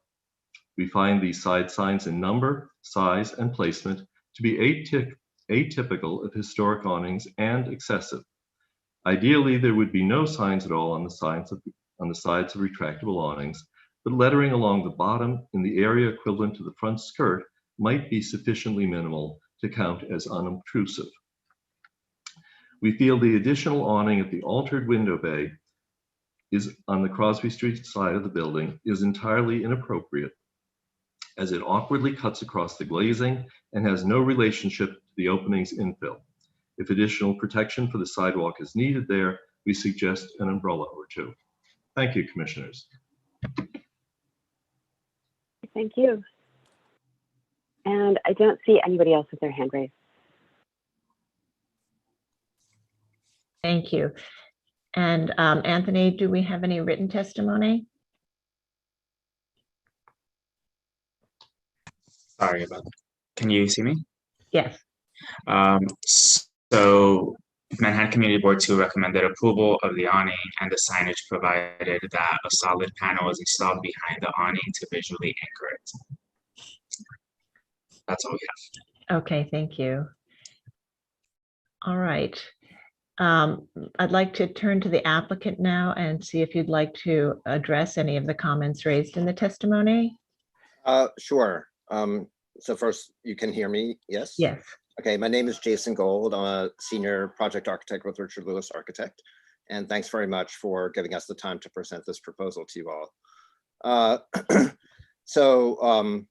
On the historic documentation of the, when we looked into, for example, the New York Public Library photo archives of the development of Soho, it actually turns out that Soho at its peak was a riot of signage. And yes, these are images that can begin to, especially the one on the upper left, that the buildings actually had quite a lot of signage, and that even with the proposal that is before you, it's really relatively modest compared to the historic signage in this very vivid and active historic commercial district. We also were able to find images of signage on the sides of awnings, which are highlighted in the other three images on this board. And so it actually is part of the palette of signage for this historic district, that signage be on the sides of the awnings. And yes, the awnings would be extended during business hours, but they would be retracted not during business hours. And so the signage would be available for patrons and passersby to see when there are patrons and passersby to see them. Regarding the comment about the solid panel at the third bay on Crosby Street, we did, after receiving the comments from the community board, we did have a conversation with the preservationists, with Michelle and Emma, and felt that it was not really best to add that to our proposal because it would make this awning more different from the others than just its sort of location relative to the existing infill in the bay. That's the end of my response to the comments. Thank you. And just so I can better understand what the community board's suggestion was, were they suggesting that the underside be enclosed of that third awning? Well, you heard the comment exactly verbatim the way we heard the comment. Our assumption or our interpretation was that they were proposing a panel against the facade of the building that corresponds to the width and depth of the awning to provide it with some sort of a,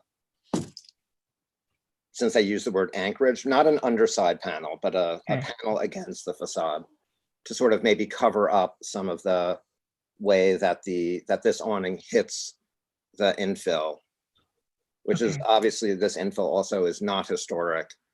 and presumably prior to its replacement at whatever point that happened would have matched the adjacent bays.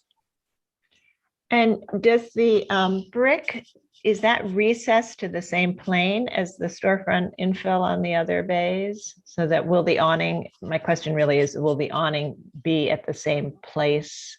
Yes, in its attachment? The awning would be in the same plane. And although our elevation renders it as brick, the brick has been stuccoed. So just to make that, if that matters at all, Okay. just to clarify that point. Okay, thank you. Other questions, commissioners?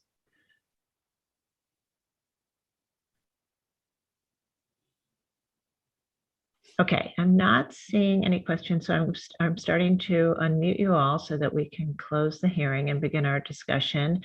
All right, Commissioner Lutfi, would you make a motion to close the hearing? So moved. Commissioner Gustafson, would you second that motion? Second. All in favor, say aye. Aye. Aye. All right. I am gonna mute one of us. Okay.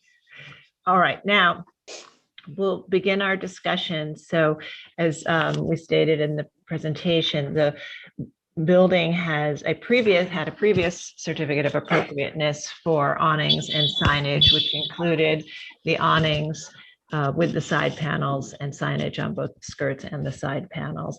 And the proposal is to install the 3 awnings on, I think it's the Crosby Street facade, and then to do side panels of signage flanking the entrance. And there's been testimony primarily about this 1/3 bay that has replacement infill within it and whether or not it should be treated uniformly. So we'll begin our discussion. Commissioner Goldblum, would you like to start this one?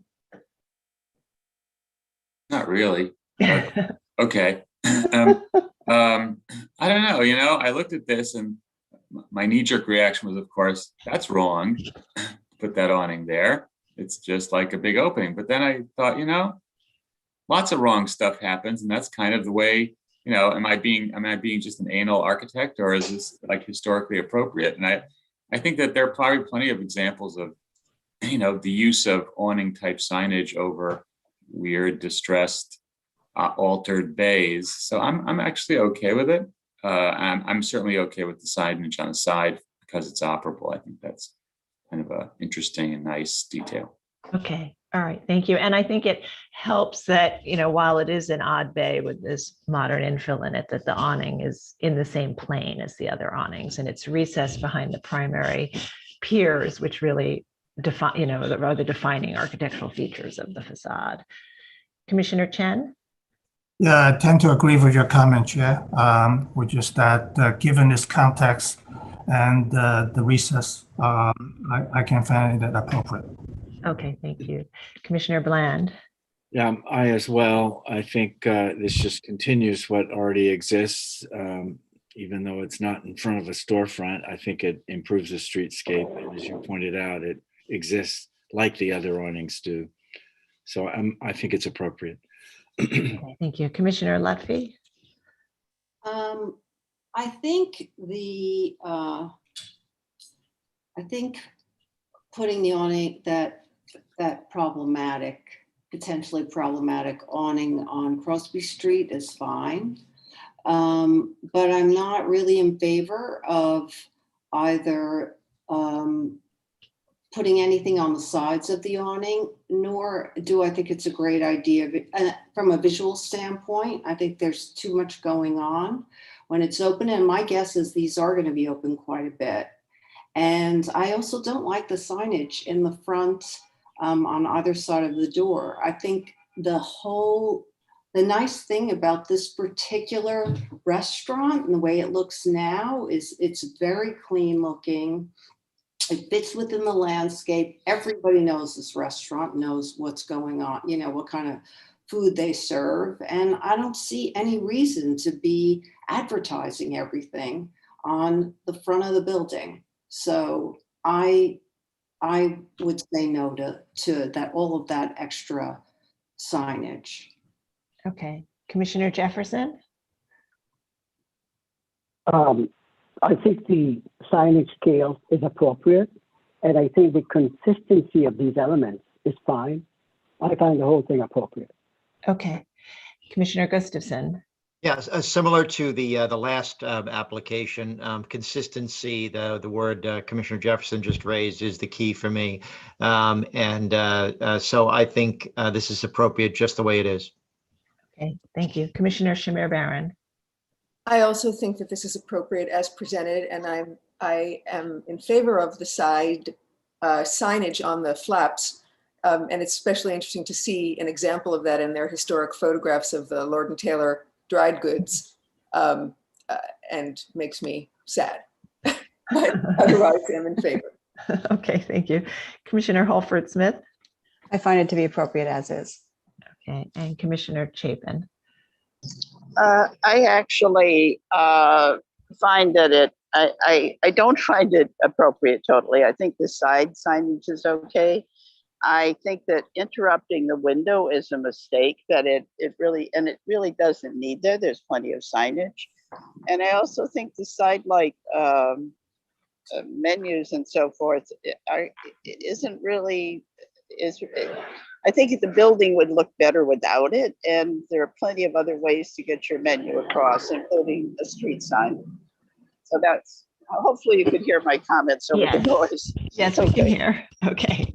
That's it. All right. Thank you. Okay. And I think we do have a couple of concerns, but generally speaking, I think we've got well over our 6 votes. So we'll go ahead and make a motion to approve. Commissioner Goldblum, are you comfortable making that motion? As is. As is. Yep. Okay, let's see here. Regarding 80 Spring Street, Soho Cast Iron Historic District, the application is to install an awning and signage. I note that the building's style, scale, materials, and details are among the features that contribute to the special architectural and historic character of the Soho Cast Iron Historic District. I recommend approval, finding that the work will not damage or remove any significant architectural features, that the bay where the awning will be installed features utilitarian materials and fenestration, therefore the awning will not obscure any significant features when open, that the proposed awning will match the other awnings at the adjacent storefronts in terms of material, details, placement, and finish. The awning will be installed into mortar joints of plain masonry, that the proposed lettering on the side skirts of both the existing and proposed awnings will be consistent with lettering historically found on some storefront awnings, that the proposed window signage is consistent with the commercial character of the ground floor and with signage traditionally found at storefronts, that the work is reversible in nature, and that the overall amount of signage will not be excessive or detract from the significant architectural features of the building or streetscape. Thank you. And Commissioner Chen, would you second that motion? Yes. A second. Okay, thank you. And Mark, will you call the vote? Chair Carroll, Aye. Commissioner Bland, Aye. Commissioner Shamir Baran, Aye. Commissioner Chapin, Nay. Commissioner Chen, Aye. Commissioner Devonshire's not here, Commissioner Goldblum, Aye. Commissioner Gustafson, Aye. Commissioner Jefferson, Aye. Commissioner Lutfi, Nay. Commissioner Holford Smith. Aye. With 8 in favor and 2 opposed, the motion passes. Okay, so that's approved. And we'll move to the next item. Thank you. Thank you very much. All right, the next item is docket number 21-07120, 231 Madison Avenue, the Phelps Stokes JP Morgan Jr. House individual landmark, Borough of Manhattan, Block 866, Lot 58, an application for a certificate of appropriateness. An Italianate-style freestanding mansion built in 1852 to 53, enlarged in 1888 by R.H. Robertson with neo-Renaissance style elements and later altered in 1905. The application is to install through window louvers. Commissioners, the applicants have entered the hearing. Frank, you now have control of the presentation. Please state your name for the record and you may begin. Okay, and Frank, just before you begin, I want to note for the record that Commissioner Bland is recused on this item and not present for the meeting. Thank you. I'm Frank Pryal, an architect with Beyer Blinderbell Architects in New York. I will be presenting our application this morning, but we also have an introductory statement from Judge.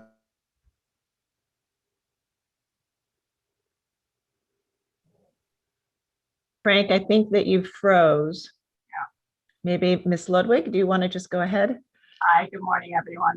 My name's Jessica Ludwig. I'm the Deputy Director here at the Morgan Library and Museum. And before Frank Pyle hopefully presents our presentation on the proposed alteration to the Morgan House, the 1852 brownstone located at the northwest corner of the Morgan's campus, I wanted to give a little bit of context for the request.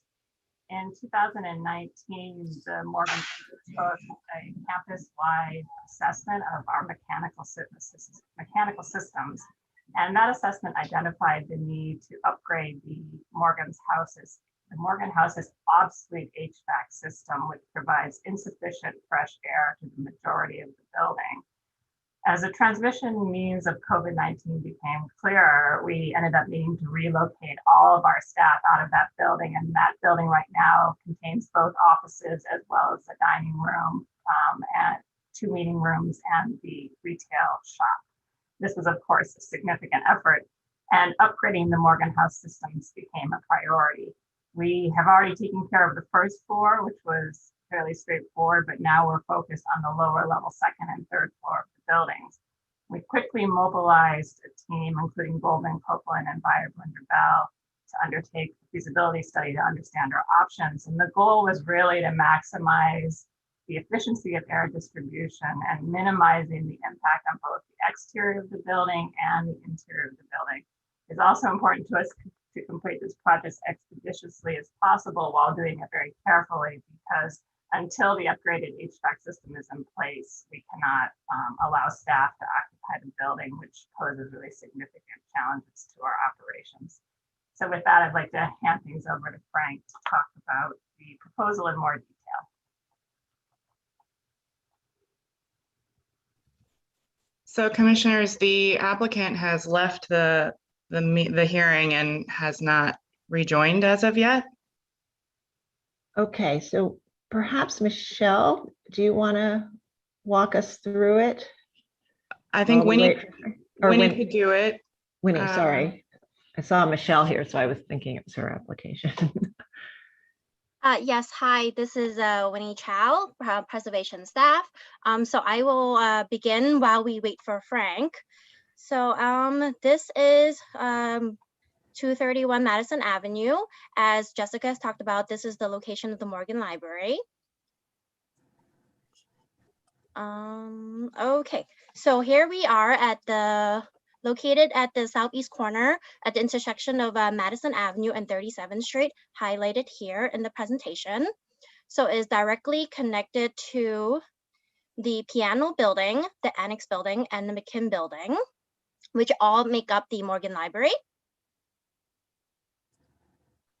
Okay, I'll skip ahead. So this is the picture on the right of the 37th Street facade of this building, where the work is being proposed. So here I will go through the rest of the building so we can see the conditions existing on site. So this is the main entrance of the Morgan Library. They're trying to maintain the— Sorry, let me interrupt. That's actually not the main entrance of the Morgan. I apologize. The main entrance is just to the south. That's where the Piano Building, that's the primary entrance for visitors. But as you know, the Morgan is both a research library and a museum. And so the entrance on Madison Avenue is the primary entrance for museum visitors. The entrance on 37th Street is the primary entrance for researchers and for staff. So just to clarify that. Thanks for clarifying, Jessica. Okay, so as we go around the building, Here we can see just a little bit of the panel building to our right-hand side. So on this side, it's considered a lot line facade, and there's also some special features such as the Director of Museum's office with the curved bay. So these locations would not be preferable for a louver. So the rest of this facade actually intersects with the piano building. As this is the interior of the adjacent building, it would be impossible to install louvers here as well. So this is back to the 37th Street facade. So the two windows highlighted here in red are the proposed location of the through window louvers.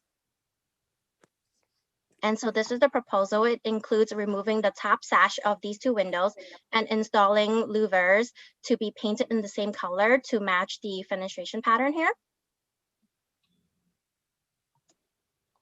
And here are the side lot line facade where, okay, it seems like Frank might be coming in, so I'm not sure if I should turn it back over to him to complete this presentation. I'm here. Can you hear me?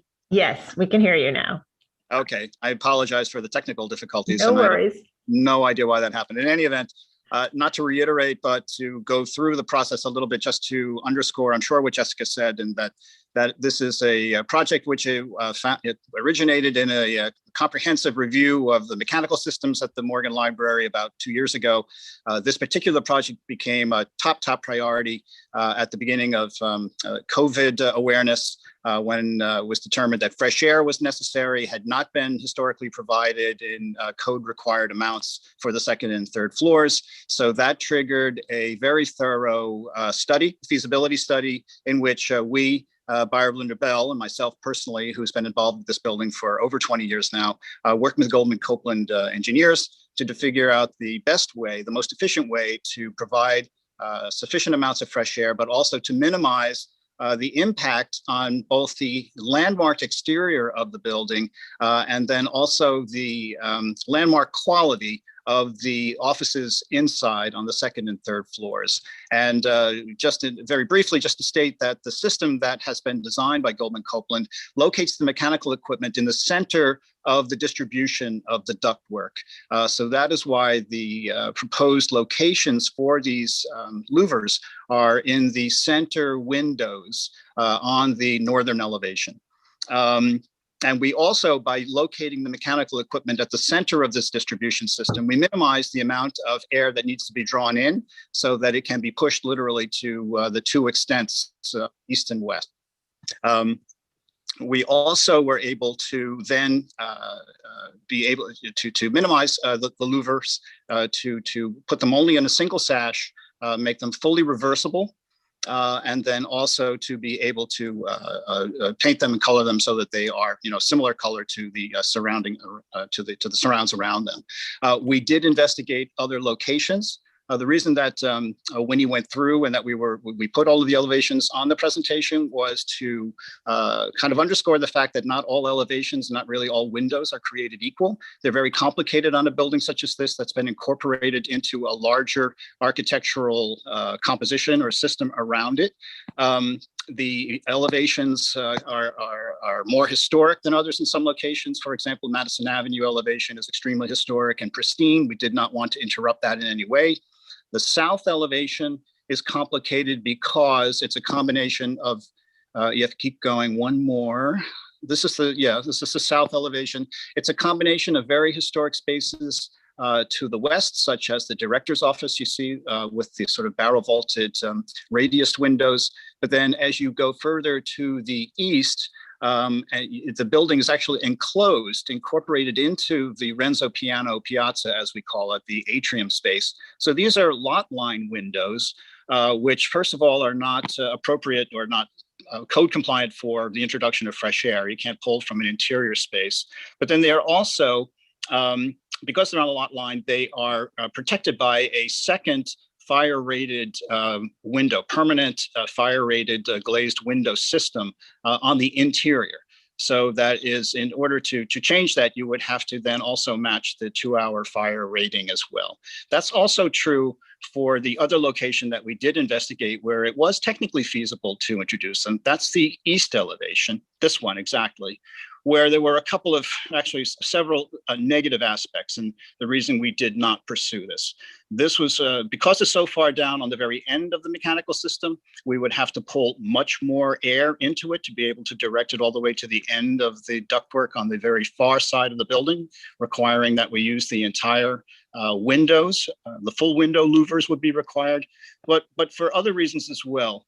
This is, although it's known as the secondary entrance to the building, it's primary. It's not the primary public entrance, but it is the primary entrance for guests and scholars who are visiting the reading room. They come through this location. And also because of the visibility of these windows along 37th Street. Traffic on 37th Street is directed westward. Pedestrians who come walking from the east to the west would really have a much more obvious, I think, visual awareness of these louvers than if you see around the corner. If you were to continue walking, the two single louvers would be to the upper left, and really we believe not as noticeable. There's also another issue, and that is that the mechanical equipment, this is a diagram of, these are also lot line windows because of the adjacency to the new piano building immediately to the left. These also have these permanently installed fire rated window systems on the interior. So we would have to replace and replicate this 2-hour rated system, which would be very complicated and introduce a whole other level of mechanical equipment into that space. In addition, the location of these windows are in very small little spaces used as offices, and to introduce mechanical equipment into those spaces would severely limit the ability to use those spaces as offices going forward. That's on the next drawing, I think, the very next plan, just for comparison's sake here. So there are a number of reasons why the Morgan Library prefers very strongly for us to locate these louvers on the north elevation as shown. Again, they are fully reversible, and it's a necessary project in order to make the building and prepare the building for the return of curators and administrators back to the Morgan Library, we hope early in the fall. Happy to answer any question. Thank you. All right, commissioners, do we have any questions?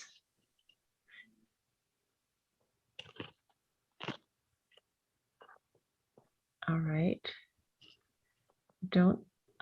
Yes, Commissioner Jefferson, please go ahead. Did you have yeah. Commissioner Jefferson, did you have a question? Yeah, got it. Yeah. It seems to me that you have an attic space in this building. Am I correct? And yes, the question is there space there that you could put a fresh air intake somewhere through the attic space? And no, it's a very good question. It's a good question. But in fact, the Morgan building, the Morgan Mansion, is fully occupied by a number of, I would say, concurrent uses. What you call the attic space on the 4th floor is a fully independent, it's the Thaw Conservation Center, where books and papers and leathers are restored. And it's a fully used space. So it's with, and not an attic space so much, it has a high ceiling with trusses and so forth. So in fact, there's no way to run ductwork or any opportunity to locate mechanical equipment in that area. The second question, the piece of the facade that's buried into the piano building. Yes. Above the piano skylight, there's a space. Can you not put something through the roof there that could, right? That would be it would be a very long and complicated, difficult. No, I mean we would have to. You would be very visible. You would have to penetrate the building. You would have to go up and through the roof area. Again, you'd have to penetrate a rated, a fully rated interior space.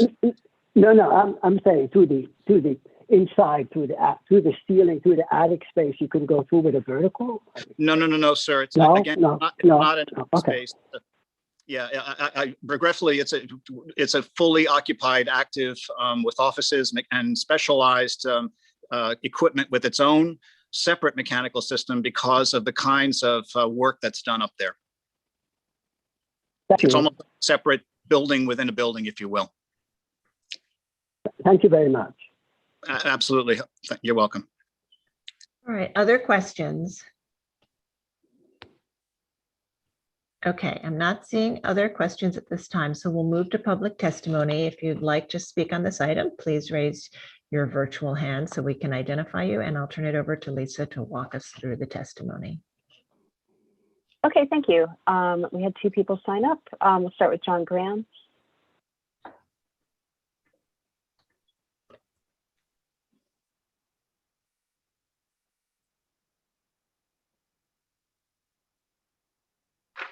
Good morning, Commissioners. John Graham from the Victorian Society in New York. The Victorian Society in New York thanks the applicants for their careful explanation of the need for a greater fresh air supply on the 2nd and 3rd floors and their equally careful examination of each of the facades. We also appreciate that the installation is reversible and have no doubt that the Morgan has great experience in storing historic material.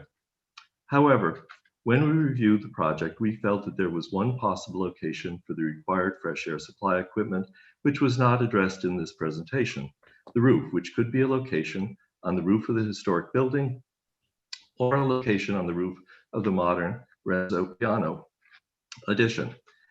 We realize that either area presents problems, and we also note that Commissioner Jefferson's questions and Frank's responses do address this in part.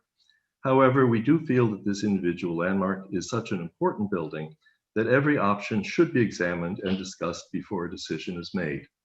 Thank you very much, Commissioners. Thank you. And oh, here we go. Simeon Bankoff.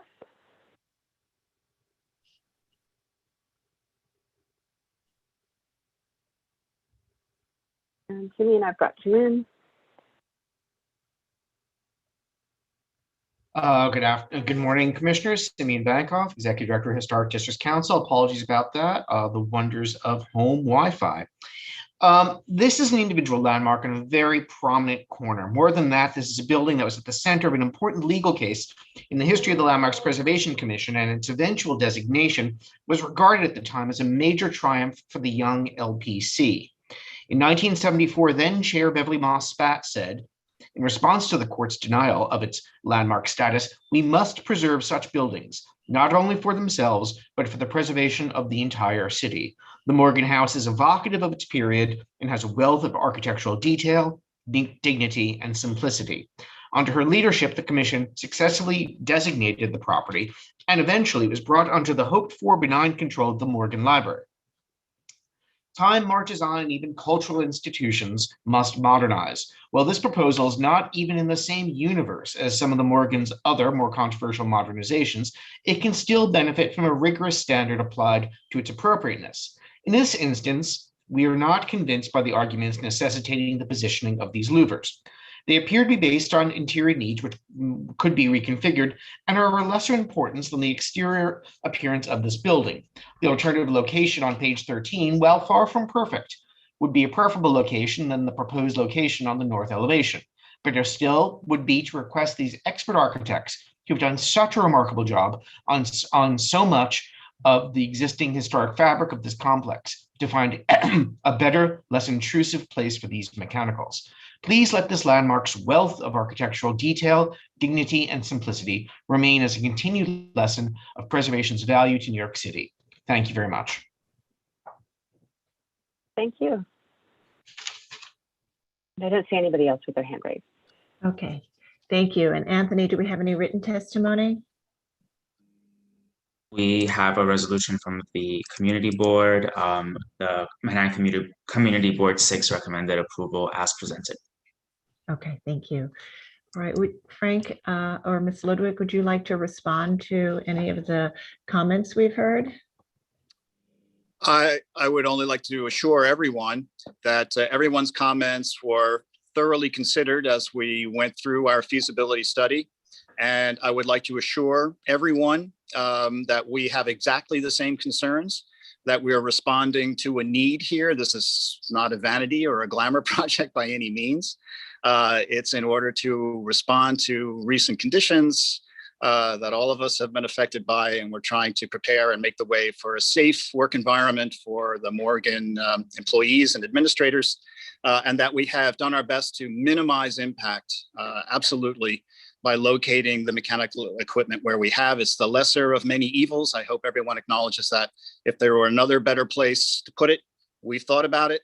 And this is the location that we feel makes the most sense for the building immediately.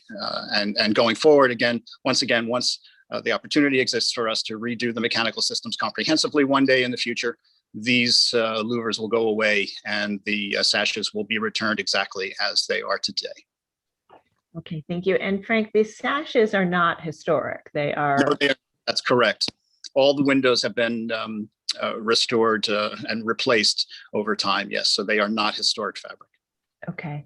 And, you know, sometimes when we've approved louvers on the front facade of buildings that historically had multi-light windows, we've approved the louver with a muntin, sort of open muntin grid in front of it to look like the window sash in front of the grill. And I don't know if you explored that at all. We did not in this case, simply because of the need for the open fins, you know, to allow fresh air to go in. It's something that we could look at, but I don't. In this case, the intent was for it to be a fairly standard louver that would allow, you know, a certain amount of air to go in, and I'm not sure how it would look other than having an applied sort of muntin visual to it. Right, you'd still see the fins behind. You would, yeah. It's not that kind of a louver. Yeah, again, we're simply trying to minimize visual presence, if you will, to start to apply, you know, elements to the exterior. I don't think that would have the desired result, to be honest. Okay, all right, thank you. Commissioners, any final questions? Okay, we'll move to our discussion. So I'm starting to unmute all of you, or requesting to unmute you. Okay, Commissioner Goldblum, would you make a motion to close the hearing? So moved. Thank you. And Commissioner Lutfi, would you second that motion? Second. Thank you. All in favor, say aye. Aye. Aye. Aye. Any opposed? Okay, the hearing is closed and we'll begin our discussion. And so the applicant is proposing to remove sashes and install louvers within 2 windows on this side street facing facade. They've explored other areas and have presented to us why other areas are not visually or functionally possible or desirable.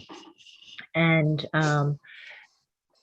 I think, you know, the side, sort of the eastern end, as you turn into the new building, I think the applicant made the point that the traffic goes west, and so that actually it may be more visible than seeing these windows from a traffic perspective, and that building is also a main entrance where there are a lot of people that would see those, and those louvers would be full window louvers as opposed to half louvers. And then there are functional issues on the interior. So there's no question that ventilation is needed. And so we have to put our problem-solving hats on and work with the team to continue to think this through. Commissioner Holford-Smith, would you like to start this one? Yes. Well, I completely understand and appreciate the complexity of trying to incorporate mechanical systems into historic buildings. It's certainly a challenge. And, you know, having listened to the applicant describe their efforts to locate this equipment elsewhere and come to this location, I am satisfied that this location is appropriate. I think putting the full height louver on the east elevation would be more intrusive, much more obvious, since you see the building, you know, as you're walking head on that way. And on 37th Street, my office is just a block away. You know, you're looking at it, I'm not, you know, from an oblique angle, you know, unless you're stopping to just stare at the building. But I think even if you are stopping to stare at the building, you'll understand that, there are modern needs for ventilation in buildings. And so it's a discernible, understandable, modern addition that would be reversible. So I find it appropriate. I would like them to consider perhaps putting a Muntin grid over it to see how that looks. I'm not sure that it would look better, but it might help ameliorate the appearance of the louvers. Okay, thank you. Commissioner Goldblum. I agree with what Ann said. I mean, my first instinct was to go with the east-facing windows because it's just not the principal facade of the building, and to live with the with that arrangement. But I think that Ann's probably right that the view of it is perhaps more prominent from multiple ways of building, that this would be more intrusive. So, but I do think the grills over would be a good idea. They can also look at modifying the louvers to perhaps be a little, instead of a kind of a standard AC louver, to something that's a little more dense, perhaps, that might have a more dense pattern of blades that would be less visible from the street. But they can do that with staff. Okay, Commissioner Chen. Yeah, I'm sort of agreeing with the two commissioners and Michael. It's a very important building, and but given I can see they're sort of in a straitjacket, tight situation, and I agree with the other commissioners. Okay, thank you. Commissioner Lutfi.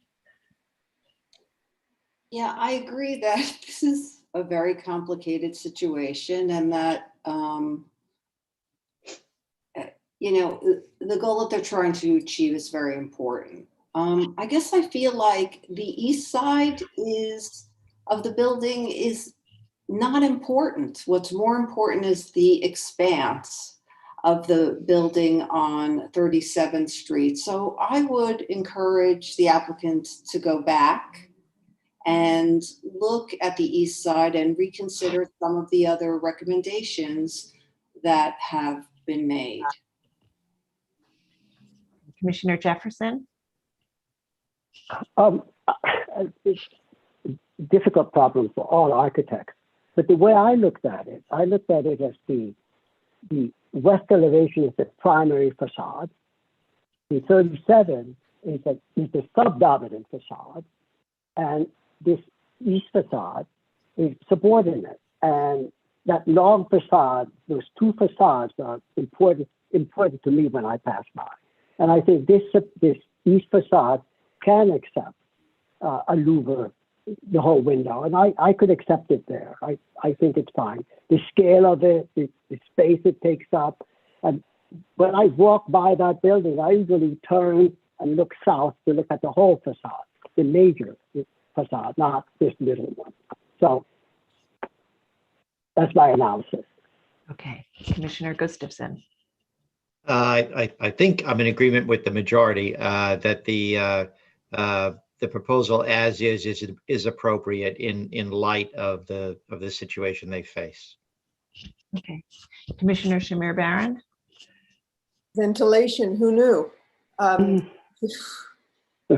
think it's appropriate as they've proposed. I think that they really have exhausted the alternatives, and that what they're proposing is reversible, so I can accept it.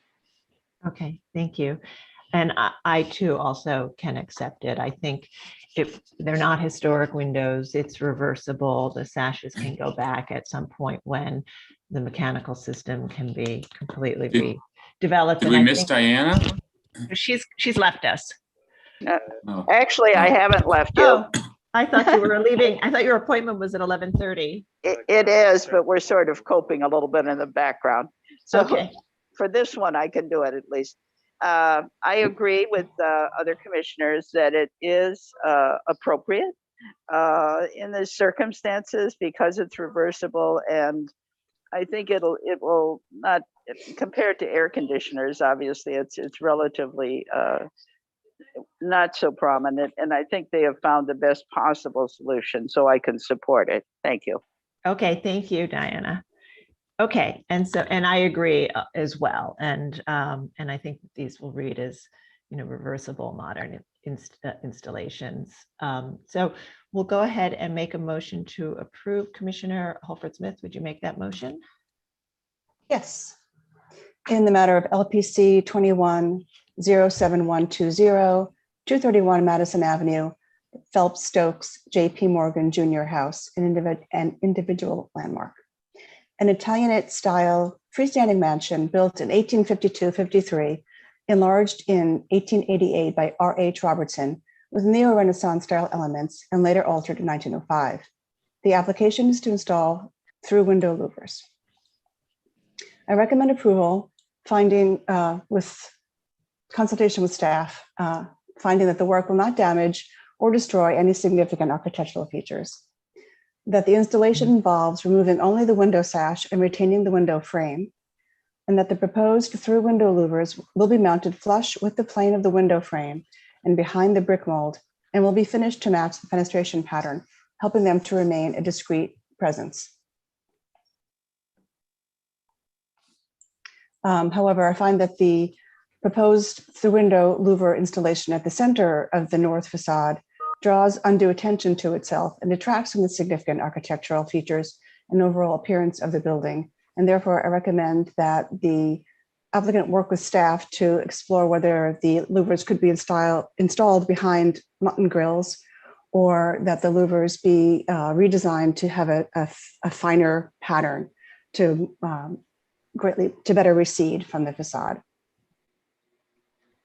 Thank you. And I think that they will work with the staff to determine whether or not those options actually improve the appearance. Okay. Yes. Commissioner Goldblum, would you second that motion? Second. Thank you. And Mark, will you call the vote? Chair Carroll. Aye. Commissioner Shamir Baran. Aye. Commissioner Chapin. Aye. Commissioner Chen. Aye. Commissioner Goldblum. Aye. Commissioner Gustafson. Aye. Commissioner Jefferson. Nay. Commissioner Lutfi. Nay. Commissioner Holford-Smith. Aye. With it can't be right. Six in favor. No. 7 in favor and 2 opposed. The motion passes. Okay, so that's approved, and Thank you. Thank you. We'll move to the next item. Have a good day. The next item, Commissioners, is item number 4, an application for a certificate of appropriateness, docket number 21-08198, 3041 Broadway, the Union Theological Seminary, Brown Memorial Tower, James Tower, and James Memorial Chapel individual landmark. The work is actually on the Brown Memorial Tower. Borough of Manhattan, Block 1992, Lot 13. An English perpendicular Gothic style tower designed by Allen and Collins and built in 2 phases between 1908 and 1910 and 1927 and 28 as part of an ecclesiastical complex constituting a rectangle enclosing 2 city blocks. The application is to alter steps and install a barrier-free access ramp and signage. Okay, Commissioners, the applicants have joined the hearing. They now have control of the presentation. Please state your name for the record and you may begin. And just a note for the record again that Commissioner Bland is recused on this item and not present. As is Commissioner Wellington Chen. No, that's the next one, Mark. It's not, okay, not Union Theological? Okay. Hello, sorry, trouble with mute, classic. Hi, my name is Carmen Menocal. I'm an architect with Beyer Blinder Bell as well. It's my colleague Frank. And I'll be presenting this proposal for Union Theological Seminary along with my colleague Kate Regev, who I think was also promoted to host to present. So we're going to give a little background on the campus, give a little history of the campus, and then show you our the existing conditions and the proposed. We have about 20 slides here. Sorry, James, are you controlling the slides? Thought I was going to present. I mean, you're controlling the slide right now. I'm not controlling the slides, am I? Oh, I'm sorry. I misunderstood. Got it. Okay. Apologies. So here we have a diagram of the campus between 120th Street and 122nd Street along Broadway. There are three, as was noted, there are three landmarks here. There's Brown Memorial Tower, James Tower along Claremont, and James Memorial Chapel. Our work here is at James Memorial Tower. So here you see two aerials, and you can see the prominence of Brown Memorial Tower, which was built originally in 1908 and then had a significant addition in 1928. So you can see this is a real anchor for the campus and was originally intended to be the main entry for the campus. However, because of accessibility primarily, the entrance that's mainly used today is actually at 121st Street, which was originally the carriageway entry into the campus. Barb Bell actually recently renovated that lobby. You can see a picture of it now. It has the security features, and it functions as the main entry to the campus. Because it is accessible, you have access to the graduate housing to the right. However, the main functions of the campus, the academic functions, the library, the administrative functions, et cetera, mainly happen over to the south along 120th Street in the administrative building and in Burke Library. So the addition of an accessible entrance here at the corner, in addition to the architectural prominence of Brown Tower, is really a key desire of the campus. I'll note also that BBB has been working with Union Theological for the past 4 years. We did their campus renewal plan, which you see a diagram here from 2018. And accessibility really is a main priority for the school, to make sure that all feel welcome and are welcome and can access as much of the campus as possible, which is not easy because it's on a steep hill and there are many levels. Okay, I'm going to hand it over to my colleague Kate to go through some of the history. Sure. Carmen, do you mind just pressing Control L for the presentation? Sorry, I didn't realize I didn't realize I could do that. Just a little easier to see. Yes, So agree. I'm just going to, talk a little bit about the building, the kind of the complex's design. And so the whole campus spans from 120th Street to the south to 122nd to the north, and it's between Broadway and Claremont on the east and west. And the whole campus is kind of composed of a series of buildings around a central enclosed courtyard. All of the buildings are in the collegiate Gothic style. In the designation report, it refers to this as English perpendicular Gothic. And you can see from some of these images on the left that there's a lot of variation in the materials, the scale, and the detailing that helps distinguish distinct buildings within the campus, but it still kind of creates this unified whole. So on the bottom, you have kind of a view from the interior, a historic view, I should say, from the interior of the courtyard. And then the image above that is a view from around 1910 of the southeast corner that we're discussing today. I think Carmen mentioned briefly that the campus was designed by prolific architects Allen and Collins, who kind of specialized in collegiate Gothic style, and construction started in 1908, but the initial campus completion was in 1910. I think it's significant to mention, though, that there are only 3 buildings in the whole campus that are individual landmarks. The campus is not a historic district, and one of these is the building that we'll be looking at today. So if we go to the next slide. Sorry.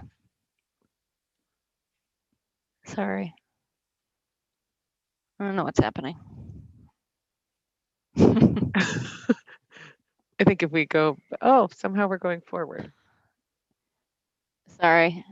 I don't know why I can't go back. There we go. Jeez. There we This go. guy. See if I can zoom back in. So because the designation report is one of the early ones from the 60s, on this page and a half that you see on the left here, it encompasses all 3 landmark buildings on the campus, which is kind of typical and short for that time. But I just wanted to highlight a couple of things that were brought out. So the English perpendicular Gothic style, a lot of the detailing that was completed with sophisticated restraint, and then specifically at Brown Memorial Tower, the building we're looking at today, they mentioned the buttresses, a lot of ornate decoration, mullions, a doorway with a broad flight of steps leading up to it, and then a projecting vestibule with an enormous arch over it. If we go to the next slide, you can see how the building was transformed. So Carmen touched on this already. Initially, the building was planned as a 9 or 10 story tower that would really act as kind of an entrance to the campus. This corner is adjacent to Columbia University, Barnard College, and Teachers College. And so this corner is really prominent and was always intended to be not just a visual focal point, but a significant point of entry into the campus. However, while the building was under construction in 1909, the budget came back high. And so instead, the architects opted for a corner building or a corner tower that wasn't so much a tower, but more was in scale and keeping with the adjacent buildings. However, in the 1920s, enrollment on campus was up and endowments were made, which enabled several construction projects, including the completion of Brown Memorial Tower, more or less as it was originally intended. And you can see on the left, kind of this rendering as it was originally intended, and then on the right, when it was completed in the late 1920s. And that addition was also completed by the original architects, Allen and Collin. And finally, if we go to the next slide, sorry. Oh, that's okay. So really today we're looking exclusively at the original building base. And so a couple of these elements that were mentioned in the designation report, so they talk about the projecting buttresses, this pointed arched doorway, transom double doors, this projecting vestibule, and then this broad flight of steps. So that's kind of the original condition. And if we go to the next slide, there have been changes, however, over time. I've mentioned that the building was constructed between 1908 and 1910. And then in 1928, that tower was expanded to the 9 or 10 stories. In the 1930s, approximately, a wrought iron fence was installed along 120th Street and Broadway and kind of wraps around to 120th Street. Sometime in the 1960s, a wrought iron handrail was installed along that broad flight of steps, and a non-original light fixture was installed. And then in the late 1980s, the original wood door was replaced with kind of a stylistically appropriate wooden door that remains there today. And then, so if we look at the building today, we still have non-original light fixtures above the doors. We have those non-original doors, the limestone facade and Milford pink granite base of the building, and those stairs still remains. There's a non-original wrought iron handrail, 2 sets of them leading up to these doors.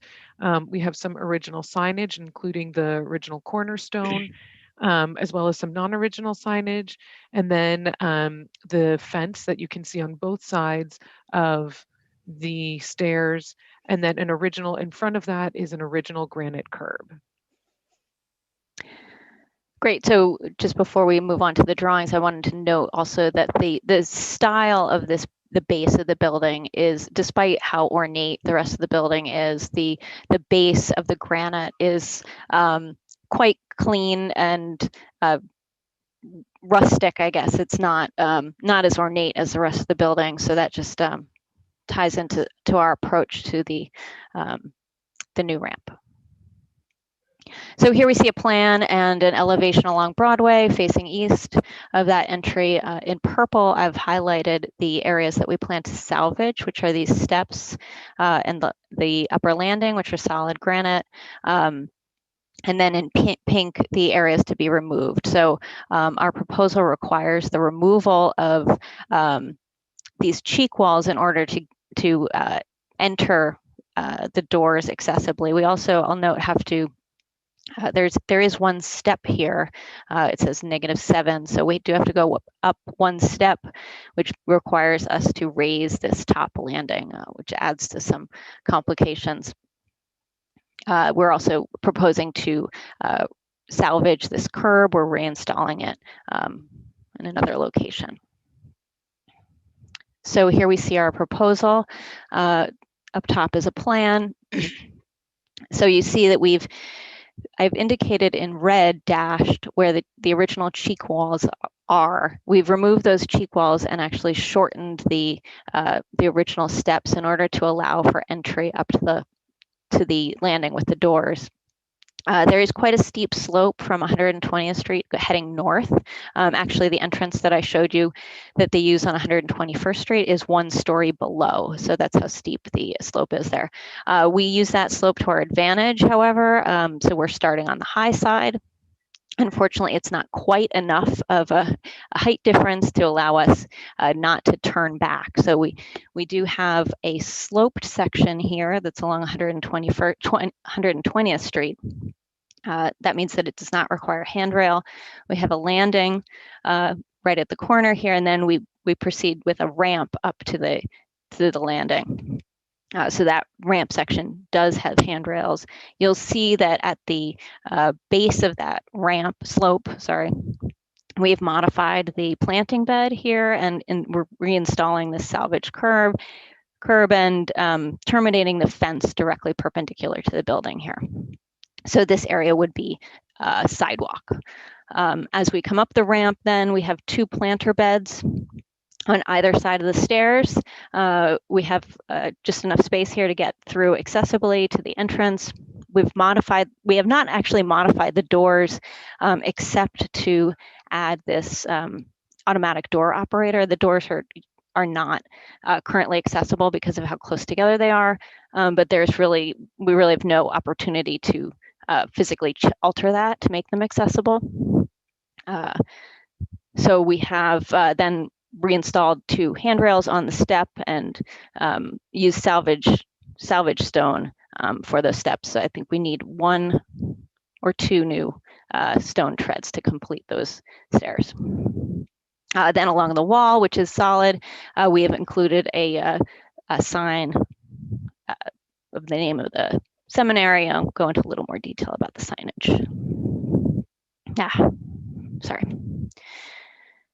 So you see here the proposed new stairs, which are a little narrower than the current stairs. However, we felt it was really important to keep them symmetrical. So we've widened this wall here, which were the cheek walls, and included planting in those areas now. And I've included some details of the planter beds, and you see here the section through the stair with the salvaged landing and the salvaged four stone treads, and then 2 new treads to match the existing. And we have a handrail detail, quite simple approach to the handrail, and I've included also a detail through the planter so you can see how that works. Then just to go into a little more detail on that sign, I wanted to show some of the signs that exist here on the facade. You can see that the main sign that announces Union Theological Seminary is not really legible above the door. I didn't actually know it was there until I looked at this photo in detail. We have the cornerstone, and we have 2 other signs. One indicating the Henry Sloan Coffin Administration Building. It wasn't yet Brown Tower when the base was built. And then this small plaque saying Union Theological Seminary. So we have done some research into the signage on campus and selected what we feel like is a historically appropriate font to use for the signage. Here you see some signage details from the interior and the font Beaufort Medium, which is the font we selected. Then to give you some more details on the size of that sign, it's about 7.5 inches tall, 15 feet long, so it covers almost the entire length of that stone wall before you hit the planter. We've also incorporated an institutional seal on the 120th Street facade.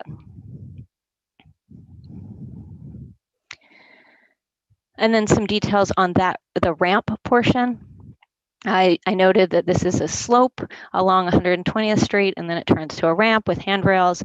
We're proposing to use Milford pink granite, which we've identified as the stone at the base of the building. We do need to incorporate lighting for egress, so we're using a discrete handrail under rail mounted LED light fixture.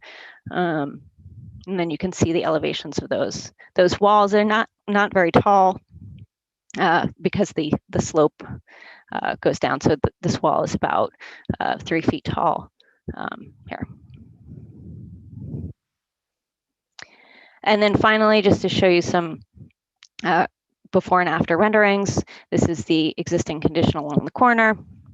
Highlighted in pink is the area we are removing or salvaging. And then here is a rendered view from that corner showing the configuration of the ramp and the planters.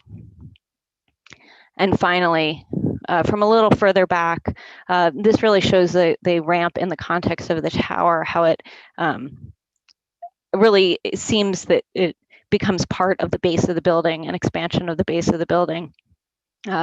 We feel like this expression is less visible than a ostensibly lighter touch version of the ramp. And that's it.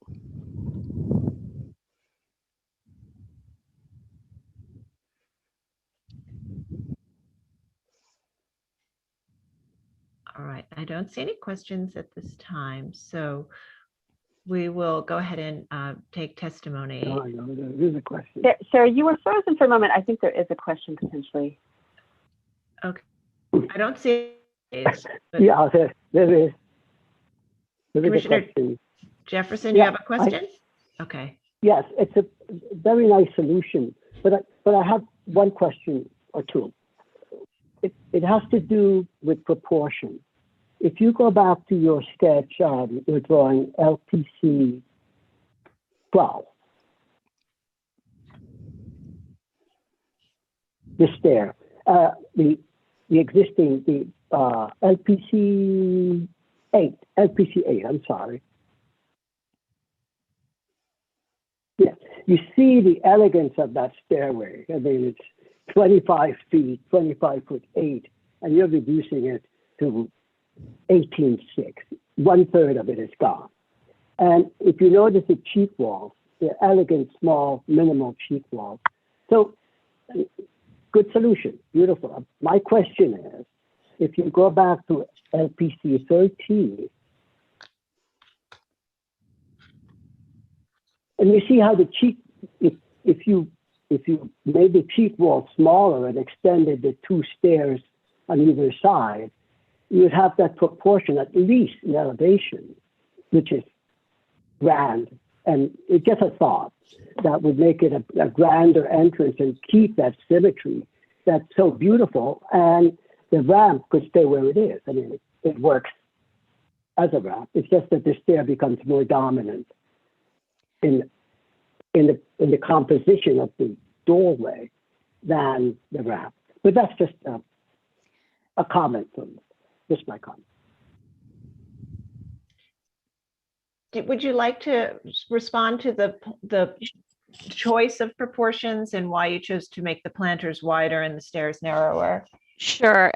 So I think We preferred the symmetrical option in order to get the ramp past here on the left side of the ramp where the ramp enters the stair. We had to remove that portion of the cheek wall in order to get up to the landing. So we kind of were boxed in on that side and felt that this symmetry was more important to maintain the symmetry by making it narrower on the other side rather than retaining the location of the cheek wall. In addition, because we had to raise the upper landing, we felt like we couldn't keep the existing cheek wall in place because it would be, instead of being the full 6 inches above the landing, it would be just barely above that landing. Does that make sense? Does that answer your question? Right. So because you raised it an additional step, the cheek wall height wouldn't work. And then in addition, the ramp to get up to that additional height with the length that you have, the ramp continues all the way up to where the steps end. So you can't widen those steps on that side. Right. The ramp actually ends right at where the cheek wall was before. On the inside? On the outside, on the left side of that cheek wall. If you go to page 12. Yeah. There we go. You can see right. the outline. You can see the top of the ramp there. I see. So everything behind your planter is flat landing. Correct. That takes you to the step. Correct. And do you need that landing to be 5 feet or something to turn there? Yes, we do. We need 5 feet at the top as well as at the corner. And then we kind of have just enough width to get through there. Okay, so, but again, you can't widen the stairs because you need that landing. Correct. You can't widen the stairs at that side. Yes. So we were. No. You can keep the existing pier. The ramp works, right? Just keep it, and then take that piece out, right? I see. So you would suggest keeping the first step wider? Yeah, extending it just to keep the width. It's just a facade, so you try to keep the width of the facade when you look straight on the facade. It's just right. A facade issue, I see. If you wanted to keep the 25, imply the 25-foot 8, this one way of doing it. Oh. If not, you do it the other way. And the other way is to have these cheek walls much larger, and they become planters, which you don't have anywhere else on this. So it's just an interpretation of. Right. Okay, so you'd have just the front steps extend in front of the ramp, and I guess on the other side. Okay. Just an interpretation, Okay, Commissioner Shamir Barron. Thanks. I wondered if there was any, if you'd given any thought to retaining the fence in front of the built-up sloping masonry, and I know that it seems a little redundant, but I just wondered if there was a way, if you had considered it, having both, so that you didn't have to remove it entirely, the fence. So the fence would be incorporated into the ramp design instead of having a solid wall? Either incorporated or forward of it. No, we did not, because the location of the ramp is, that wall is kind of on top of where that railing was. Also, the railing is non-original, so we didn't feel that it was important to retain it. So the railing is not original, but the location Correct. of the railing is original? The curb is original, but the railing is not. Oh, it was a curb. Yeah. Okay, thank So you. that's why we salvaged the curb. And then we did salvage the railing and reinstalled it up there, but it's not original. Thank you. You can see it in one of the historic photos of the tower. I think it's not, yeah. there, that middle photo. So you see that curb, with no fence.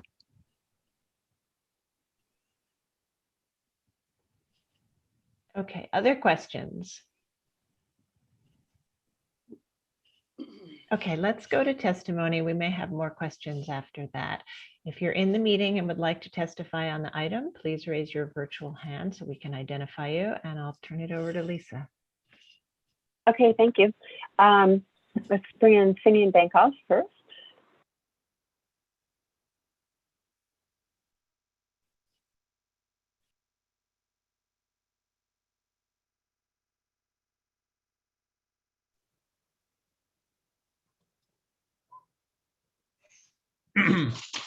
Good afternoon, Commissioners. Simeon Bankoff, Executive Director, Historic Districts Council. This is a quite sensible non-mechanical solution. We urge its approval.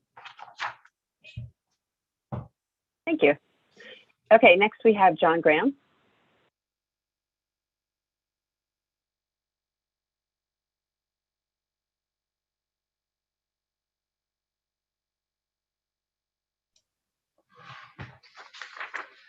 Good morning again, Commissioners. John Graham for the Victorian Society in New York. Here's another proposal similar to that for 4 Lexington Avenue a few weeks ago that provides accessibility in a dignified manner using appropriate materials and an unobtrusive design. The Victorian Society in New York supports this proposal. In our view, the key to these installations isn't necessarily how invisible they are or how differentiated they are from the historic structure, but rather how well they fit architecturally. Sometimes simple and differentiated provides the better fit, sometimes more elaborate and integrated with the buildings better. We think the current proposal gets it right visually and has minimal effect on historic architectural fabric. Thank you, Commissioners. Okay, thank you. And I don't see anybody else with their hand raised. All right, thank you. Okay, so the testimony was supportive, no issues raised that you, I think, need to address. But if there are any final comments you'd like to make, or commissioners, if there are any final questions. Oh yeah, written testimony. Yeah, I wanted to share that Manhattan Community Board 9 recommended approval as presented. Great, thanks. Okay, so any final questions, commissioners? And to the applicants, are there any final comments you'd like to make before we move into our discussion? Okay, thanks. So I am starting to request to unmute all of you. So Commissioner Shamir Barron, would you make a motion to close the hearing? So moved. And Commissioner Lutfi, would you second that motion? Second. Thank you. All in favor, say aye. Aye. Aye. Aye. Aye. Any opposed? Okay, the hearing is closed and we'll begin our discussion. Commissioner Gustafson, would you like to start on this one? Yeah, sure. I think this proposal is like the testimony. I think it's fine as is. While I do appreciate Commissioner Jefferson's point, in the realm of, well, more appropriate versus less appropriate, the standard for us is it appropriate? And I think as is, it's just fine. Okay, thank you. Commissioner Shamir Barron. I'm in agreement. I think it's fine. Commissioner Holford Smith. I agree. I think it's a very good solution, very well executed. Commissioner, I think Commissioner Chapin is now not with us. So Commissioner Goldblum. Agreed. Commissioner Chen. Agree. Well done. Commissioner Lutfi. I agree. It's really thoughtfully done, and it just works well with the existing building. All right, and Commissioner Jefferson. I think that using this stair is not a good thing. Okay.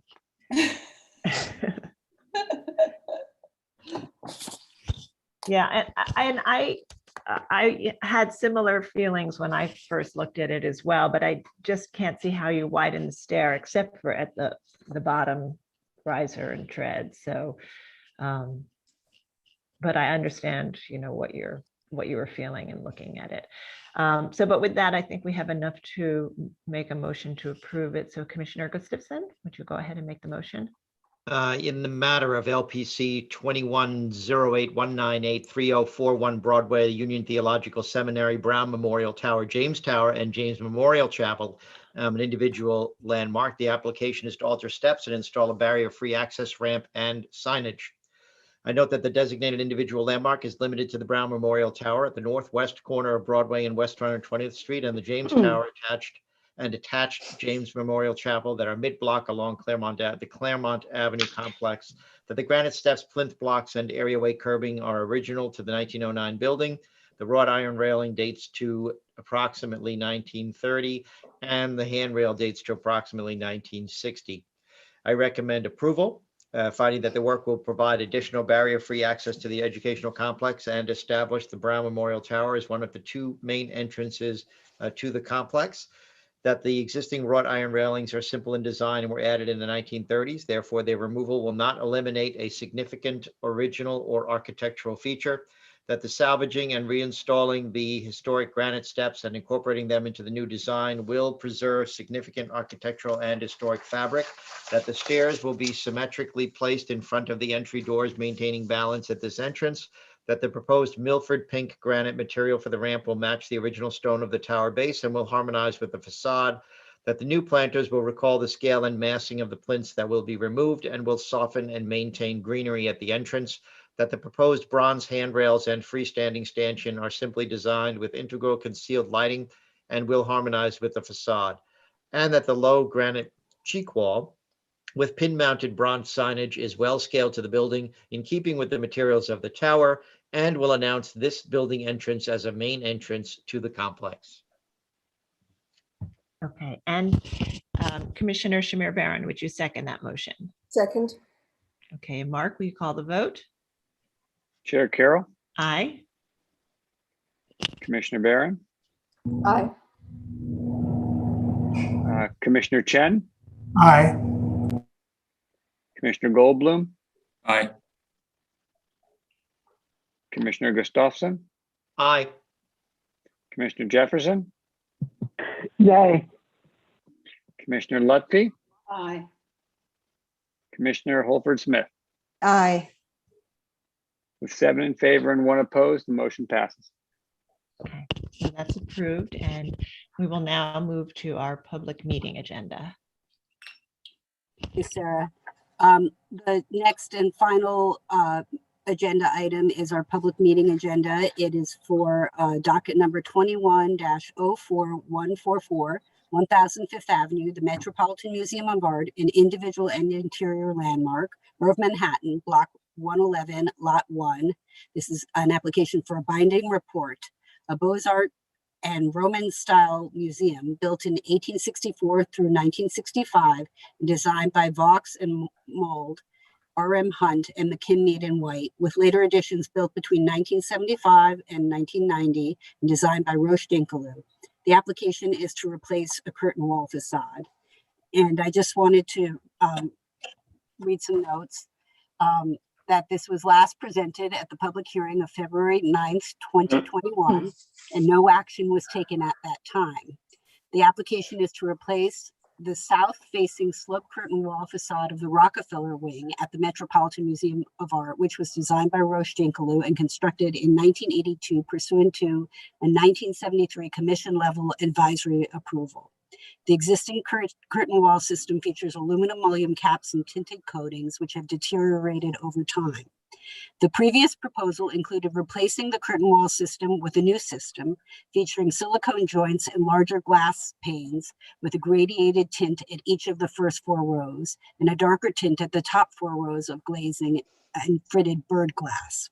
The commissioners present expressed a consensus of support for change to upgrade the performance of the curtain wall system based on the technical needs of the museum, as well as the code required fritted bird glass. However, the commissioners present expressed concern that the gradiated opacity of the tinted glazing created a striped appearance, as well as concerns about the change in the size of glass panels. and the change from aluminum mullion caps to silicone joints, and the effect that this would have on the texture and articulation of the exterior. The applicants were asked to research the relationship between the existing curtain wall design, the historic building, and the 1970 master plan additions, and explore different glazing and mullion systems. The applicants have returned to present additional information and a revised proposal once we have opened the proceedings. Okay, thank you. And so we'll do that right now. Commissioner Lutfi, would you make a motion to open the proceedings? So moved. Thank you. And Commissioner Holford-Smith, would you second that motion? Second. All in favor, say aye. Aye. Aye. Any opposed? Okay, so the applicants may speak, and I just want to note for the record before they do that Commissioner Bland and Commissioner Chan are recused on this item and are not present for this presentation or discussion. Okay, the applicants may begin.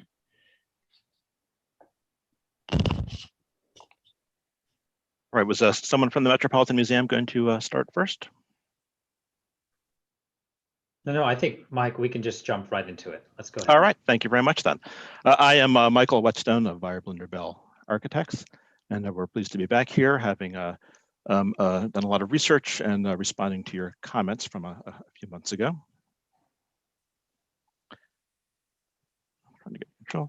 So just to remind you where we are located, the project is located on the Rockefeller wing, which is on the south side of the museum. And the application is to replace the sloped glazing that you see. And better seen in this aerial view, it's this area outlined in red to replace that area of glass. This is the photograph of the existing condition, the 1982 curtain wall with the aluminum mullion caps seen. And then this is what we had put on our proposal last time, which was a curtain wall in the same configuration, slope glazing in the same configuration, but with silicone joints. And then what we were asked to address are the following 4 items: the research, what was the landmark's opinion of the original 1970 master plan, and what was the intended relationship between the buildings, and then items 2, 3, and 4 relate to the glazing details, which we will go through all of those. So first, a little bit on the research. So remember that the Met as landmark was the pink area in the mid-60s, the historic buildings, and then the commission approved the yellow additions by Roche-Dinkeloo in a 1970 master plan, including the Rockefeller wing you can see on the left. And it was always the intent for the museum from the 19th century to expand to approximately this size. Richard Morris Hunt and McKim and White all had master plans, which were about the same footprint as the eventual master plan approved by Roche-Dinkeloo. When the master plan was approved, there was still some concern about expanding into the park and taking parkland. So one of the things that Roche-Dinkeloo did is to have alternating additions of limestone clad, shown in yellow, and additions that were made out of glass that were transparent and really looked like outdoor rooms. And the idea here was that the glass rooms would be not a museum with the wall around it, but would really appear to be almost a natural extension of the park. And that was the intent of the Met and Roche as expressed. And you can see in these models and drawings of the master plan that idea, these alternating limestone clad and glass additions that were built around the north, south, and west face of the museum. The first addition that was looked at and was approved by the commission was the Temple of Dender wing on the north side. And since the Rockefeller wing is really its south-facing twin, I wanted to just show you what the Landmarks Commission said about this in 1970. This is from the 1973 Commission's report, where they looked at the entire master plan, but they quoted their 1970 comments. And the commission found that this clear expression of the new structure, while totally different in character from McKim and White, which it adjoins, nevertheless picks up the rhythm of the classical columns. You can see the columns of the curtain wall are about the same spacing as the McKim and White limestone columns. And they also like the overall horizontality, where the roof lines up with the attic story of the Met. So this was something where the materiality was actually completely different in style. There was some geometric harmonies going on, but this is what the commission commented on when they approved this wing. And there was some commentary last time about the resemblance of these glass additions to 19th century conservatories, which might be the case, but I just wanted to point out that I think that was on a more abstract level. When we look at the Roche-Dinkeloo Dender wing, and it's the same thing on the Rockefeller wing, the main element is actually this enormous roof. It's a space frame about 8 or 9 feet deep, a two-way truss system. And it doesn't span from left to right across the width of the space. It actually expands the long way. It's a 200-foot clear span from one end to the other, creating this enormous 100-foot by 200-foot space.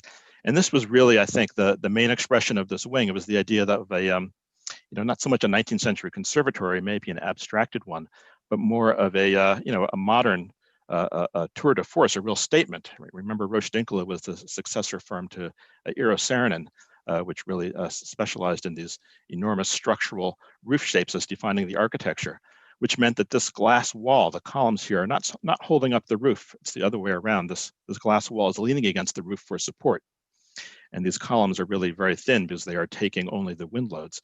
So there is a kind of real emphasis here on getting as much transparency as possible. And you can see that idea of these glass rooms that were as transparent as possible. The paths of the park were going right in this case. And when the commission commented on the rest of the master plan, which was a couple of years after the Temple of Dender wing, they decided that they really liked the limestone clad wings because they picked up on the limestone of the Fifth Avenue wing.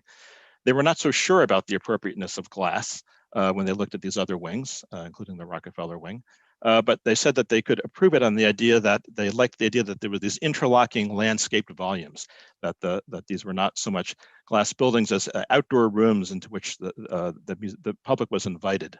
And so it was really on the basis of this real transparency that the commission approved and looked favorably upon these additions in 1973. So the reality, I think, is a little bit different from when it was built. I mean, from the inside, it definitely looks like these spaces are extensions of the park and outdoor rooms. But the realities of the glazing systems and the realities of the HVAC systems and the need to keep the environment controlled really changed the look from the original intent of these totally transparent sheer glass walls to something which is much denser and more reflective. So there is a little bit of I think a disjunction between the final design as it came out and the original intent.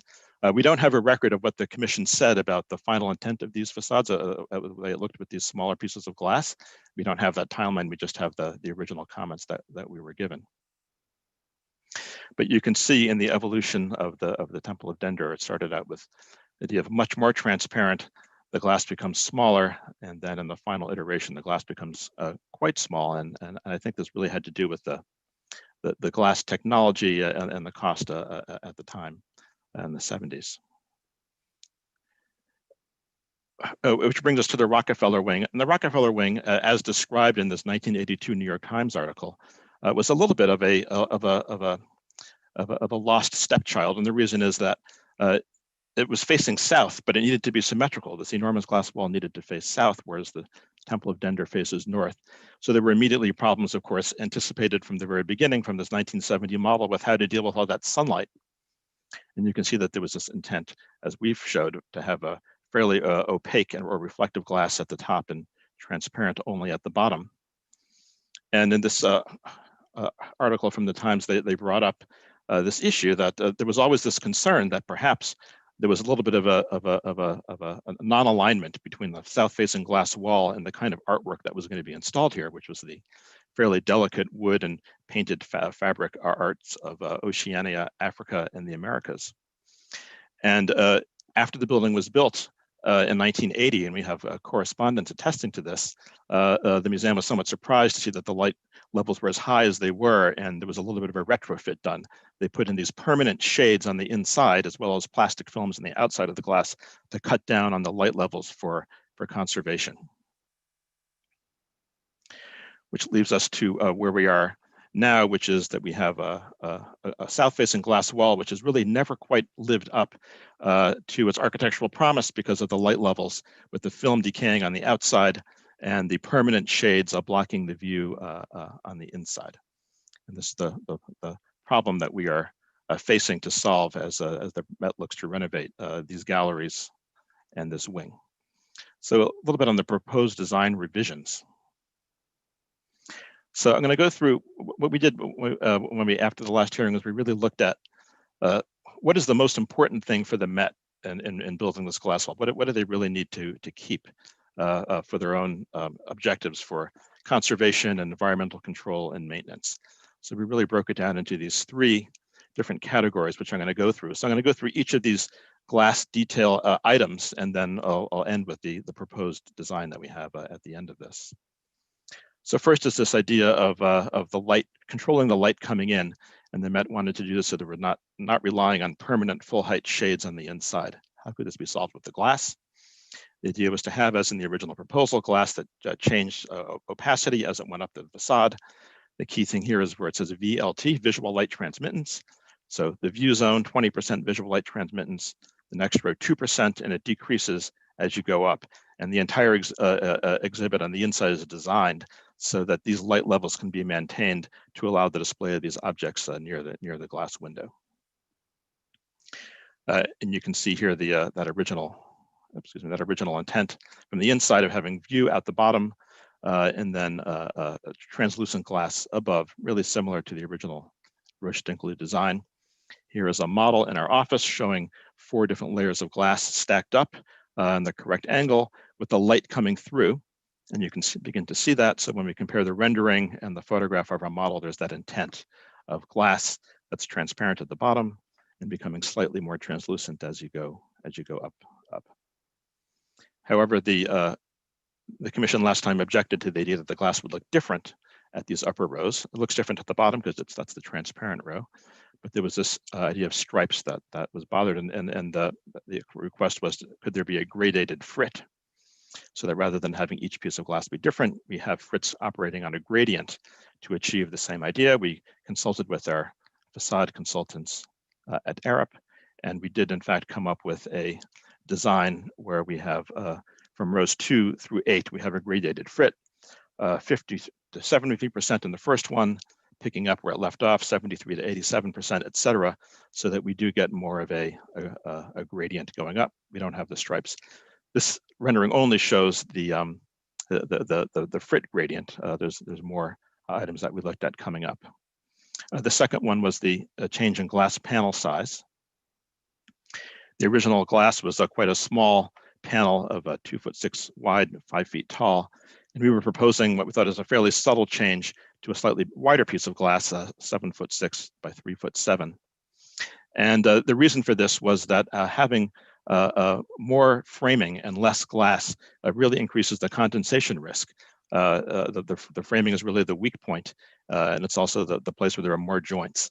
And having sort of really looked at this and looked at the possibility of going with the smaller pieces of glass, the museum, we really determined that the risk was too great for the condensation. And so we wanted to actually stick with our original proposal to slightly enlarge the glass panels, as you see here, which we think is a fairly subtle change when looked at in isolation with this large glass plane between the two limestone wings. And the last piece was the framing system and the structural silicone glazing. So the original design, which there now, is a conventional system with a captured cap on the outside with screws going between the glass holding it on, and a double glazed panel. And this was actually completely inadequate to the condensation problems. The museum holds a high level of humidity and the condensation problems and the lack of adequate thermal bridging here, or the too much thermal bridging here, really causes problems of water dripping onto the artwork, and has for the whole history of the building. And what we're proposing is something which really avoids those thermal bridges, and this is a really critical thing. So we have the attachment of the glass on the warm side and no pieces of metal protruding through. And this is really critical for the Met. And I just wanted to emphasize why the system is so important to the Met. They've been researching and looking into systems like this over the last 10 or 12 years. They've done 2 projects with this system so far, the Astrocourt and the European Painting Skylights now under construction, and wanted to use the system because it really is becoming a proven system to reduce the condensation problems that the Met has. And that is to have the silicone glazing on the inside installed in a factory, in controlled conditions, never exposed to the weather, attached to a metal cassette in the factory. Attached to the framing, there's also an internal drainage channel here so that any water that gets in can be drained separately to the outside. And then the seal on the outside is really a secondary seal. It's just there to keep as a first line of defense, but it is really something that can be maintained and repaired as time goes on. One of the key things when I keep talking about condensation are these therm models. And this is just something that the museum is it's a very strict requirement. And the design requirement is that it could be 0 degrees on the outside in the winter. And the condensation problems are really during the winter. And 72 degrees, 55% humidity on the inside, which is what the HVAC system provides and needs to for the art conservation standards. And for that to happen, for this to work, the glass actually needs to be 56 degrees. The inside surface needs to be 56 degrees to prevent condensation happening, because 55 degrees is the dew point. And this system really just barely holds on to that so that we would not have condensation. And this is a critical thing. It's very unusual to hold 55% humidity on the inside of a building during the winter. Really only an art museum would do that. If it were 40% humidity, then the dew point is 65 degrees, and this would not be so critical. But this is absolutely critical for the performance of this glass. And one other piece about this is that we learned that insulating glass in a vertical position has a different thermal property than insulating glass in a tilted position, because this really is a skylight. The natural convection, which goes up and down between the glass, hot air rising and cold air sinking. In a vertical piece of glass, it does not tend to transport heat across the glass because it follows the lines of gravity. When it's sloped, it actually does, the convection loops do bring heat across the glass, which is to say that a skylight glass really does behave thermally different from the curtain wall glass that's vertical, purely because of its physical position.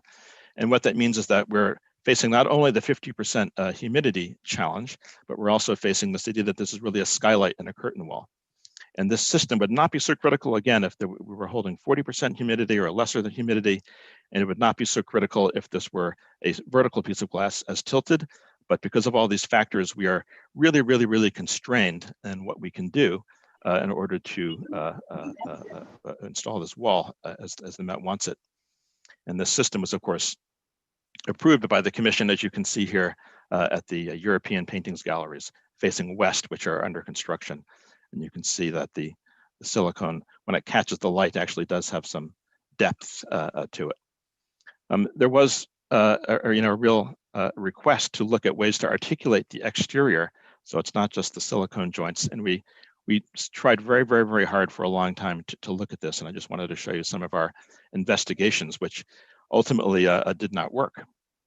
First was this idea that we could do an expressed reveal. So we would take the silicone joint and recess it a little bit and put a little bit of a metal frame at the edges to express each piece of glass like a picture frame. And this was, I think, very attractive and a nice idea. You can see here the metal extends in from the cassette out to the outside with a thermal break. And we have the silicone joint recessed, and this way we would be able to get some articulation. But we found out when we went to Arup and did that same kind of therm model that the thermal bridging was too high and that recessing the joint created more surface area that was exposed to the 0-degree weather. And our engineers, Arup, just came back to us and said, this is just an unacceptable a risk for condensation, even though it's a very attractive solution. So we had to drop this one. We were also in contact with Eamon Roche. Recall Eamon Roche is Kevin Roche's son, who testified at the last hearing. And he reached out to us, and we had a very, very collegial and productive conversation with him. We had actually thought that the firm of Roche Dinkelo had closed after the death of Kevin Roche a couple of years ago, but he has continued the firm under a new firm called Roche Modern. So we had a very, very productive conversation with him and a colleague who had worked on these curtain walls back in the day. And they proposed another solution. They totally understood the limitations that we were being placed under with the condensation. And so they suggested, what if you just have a piece of metal that's laminated to the outer piece of glass? You can see it here in the sections, so that this sealant joint is flanked by a strip of metal, and the same width of the glass, and it's attached, laminated just like the glass is. So you get a piece of metal just on the surface with no thermal breaks. it was a very, very exciting idea, but when we went back to Arup, our engineers, they really had to say that they were very, very concerned about this. The differences in thermal contraction properties between metal and glass are too great, especially in a south-facing facade that gets a lot of sunlight and a lot of cycling of temperatures. And they just said, you know, we can't guarantee that this will work. We feel that the metal will eventually delaminate and the system will fail. So we really wanted to see if we can make this work, but we were not able to make this one work either. And then we looked at the idea of ornamental caps on the outside. These would of course be purely ornamental because they're not serving any function, because we have our non-thermal bridge attachment from the inside. The problem with the thermal caps is that they have to be attached through the sealant joint. They tend to puncture it. They create cold bridging, and they have to be removed whenever there's need to inspect or look at the sealant joint. So having purely ornamental caps was also something not acceptable to the Met, and I think something that Roche-Dinkley would not have done either, because they really were modernists who didn't do kind of fake systems, but really express systems as they were. Which brings us finally to what we're going to propose. So we had our original proposal, the one that we showed you last time. And then there's the idea of the gradated frit, where we can eliminate that striping. But then we have one more change, which is to put on a very, very light sealant system. We have a nice contrast, we think, between the gray frit that darkens the glass and a very light sealant, which you can see here. So this is our system. You can see the fritted glass, a very light sealant. It's actually kind of an anodized aluminum color. And in actual physical samples, you can see that it really creates a strong contrast. These are samples in our office of the fritted glass in the sealant.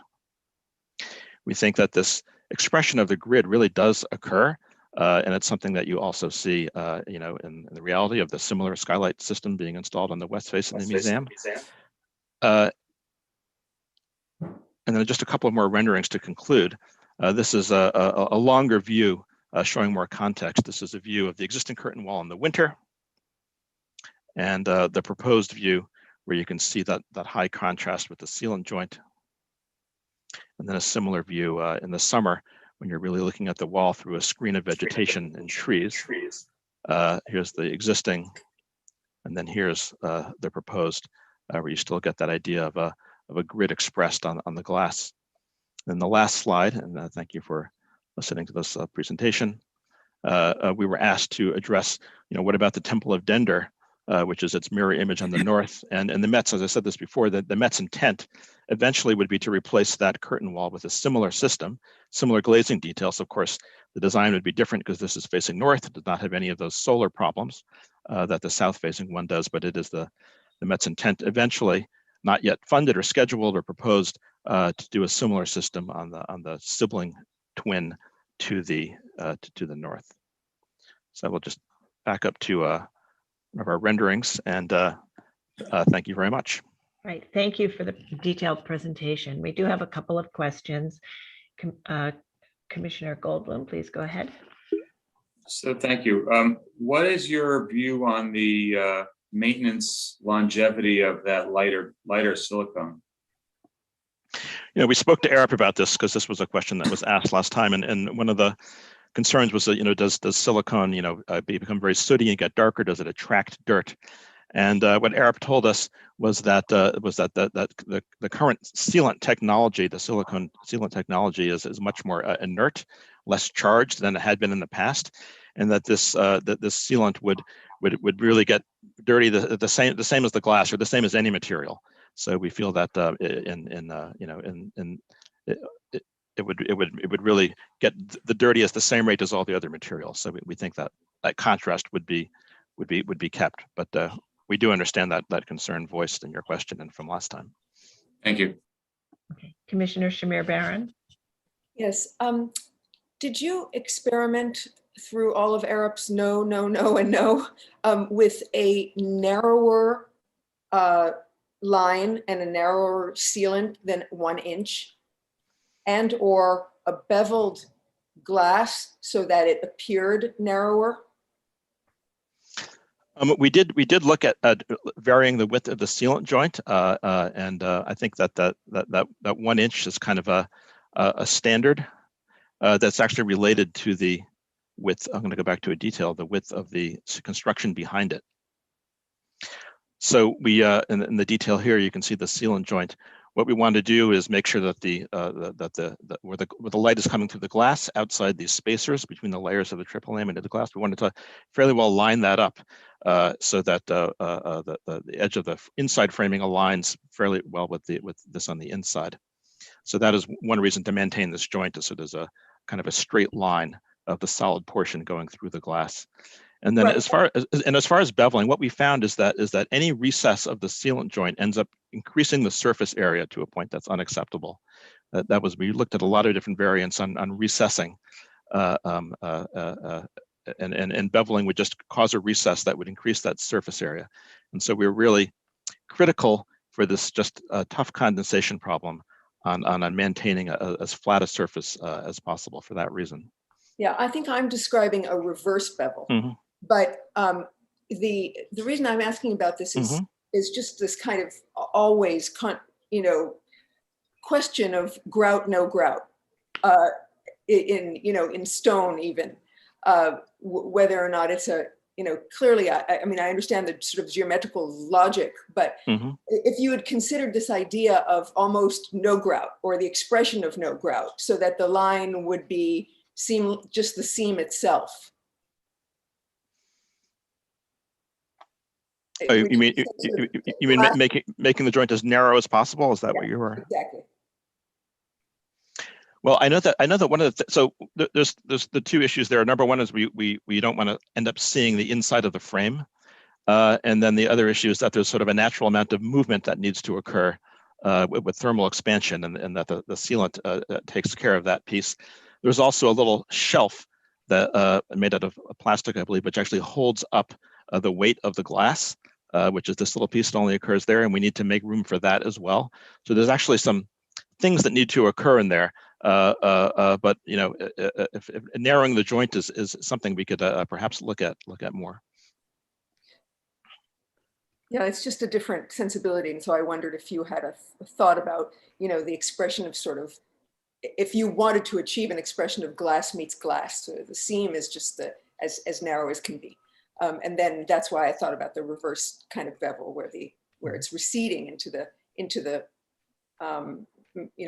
joint system itself. Okay, thank you. Okay, and the recessive is, I think, a little bit like the receding joint is a little bit like the first option you explored, right? Yes. Where you had problems with the expansion and contraction potential. Okay. Other questions? Okay, I'm not seeing any other questions just now. I know we did receive the letter from Eamon Roche, and I want to just turn to Anthony Fabre to see if we received any other written comments on this revised presentation. No, this is the only letter we received. Okay, and the letter from Eamon Roche was a letter of support. Is that a letter that was generated after you explored the option that they had suggested and explained to them why that didn't work? Yes, that's exactly right. Okay. All right. Any final questions, commissioners? Okay, I think we'll just move to our discussion. Thank you very much for a very thorough, technical, and detailed presentation. I think it was very helpful to sort of understand the technical issues behind all of the areas that we asked you to explore and restudy. And as was presented, there were sort of three areas that we had asked them to look at. One was the gradation of the glass so that it wouldn't appear as stripes, and they've changed that to do a gradated frit. One was the size of the panes, which while I think they found that the size that they originally proposed was really best suited for the structural conditions, but also I think it seems to be in keeping with the intent of some of the original drawings that were shown to us in the 1970s. And finally, the issue of the texture and articulation that we asked them to explore, and the different options were explored, and they have presented a change in the silicone color to a light color to give a contrast so that there is a sense of texture and articulation. So we've heard a response to all three of the areas that we asked them to explore, and we should go ahead and begin our discussion. Commissioner Shamir-Baron, would you like to start? Yeah, I think that, I've had a problem with the silicone joint, and I appreciate the notion that the material might be more inert now, which is to say it won't tend towards stickiness. I think that just because something can get dirty in the same way, two different materials can get dirty in the same way, it doesn't mean that they can get cleaned in the same way. And so, I still have real concerns about it. And so on the other hand, but beyond that, I think that all of the other decisions and all of the kind of the thinking about about the history of the intention here in its original design, and its kind of its structural logic, as well as the new approaches to the fritting and to the kind of the problems with the original intention here, because it is paradoxical. I mean, it's a problem that there is this, symmetrical condition of an all glass wall on the south side, and you're always trying to repair that. And so there, there's both logic, but also inherent flaw. And I understand the struggle that the architect has had to try to meet all the needs of both the preservation needs and the functional needs. So given all of that and the work that they've done on it and the thinking that they've done, I think I can support the proposal here.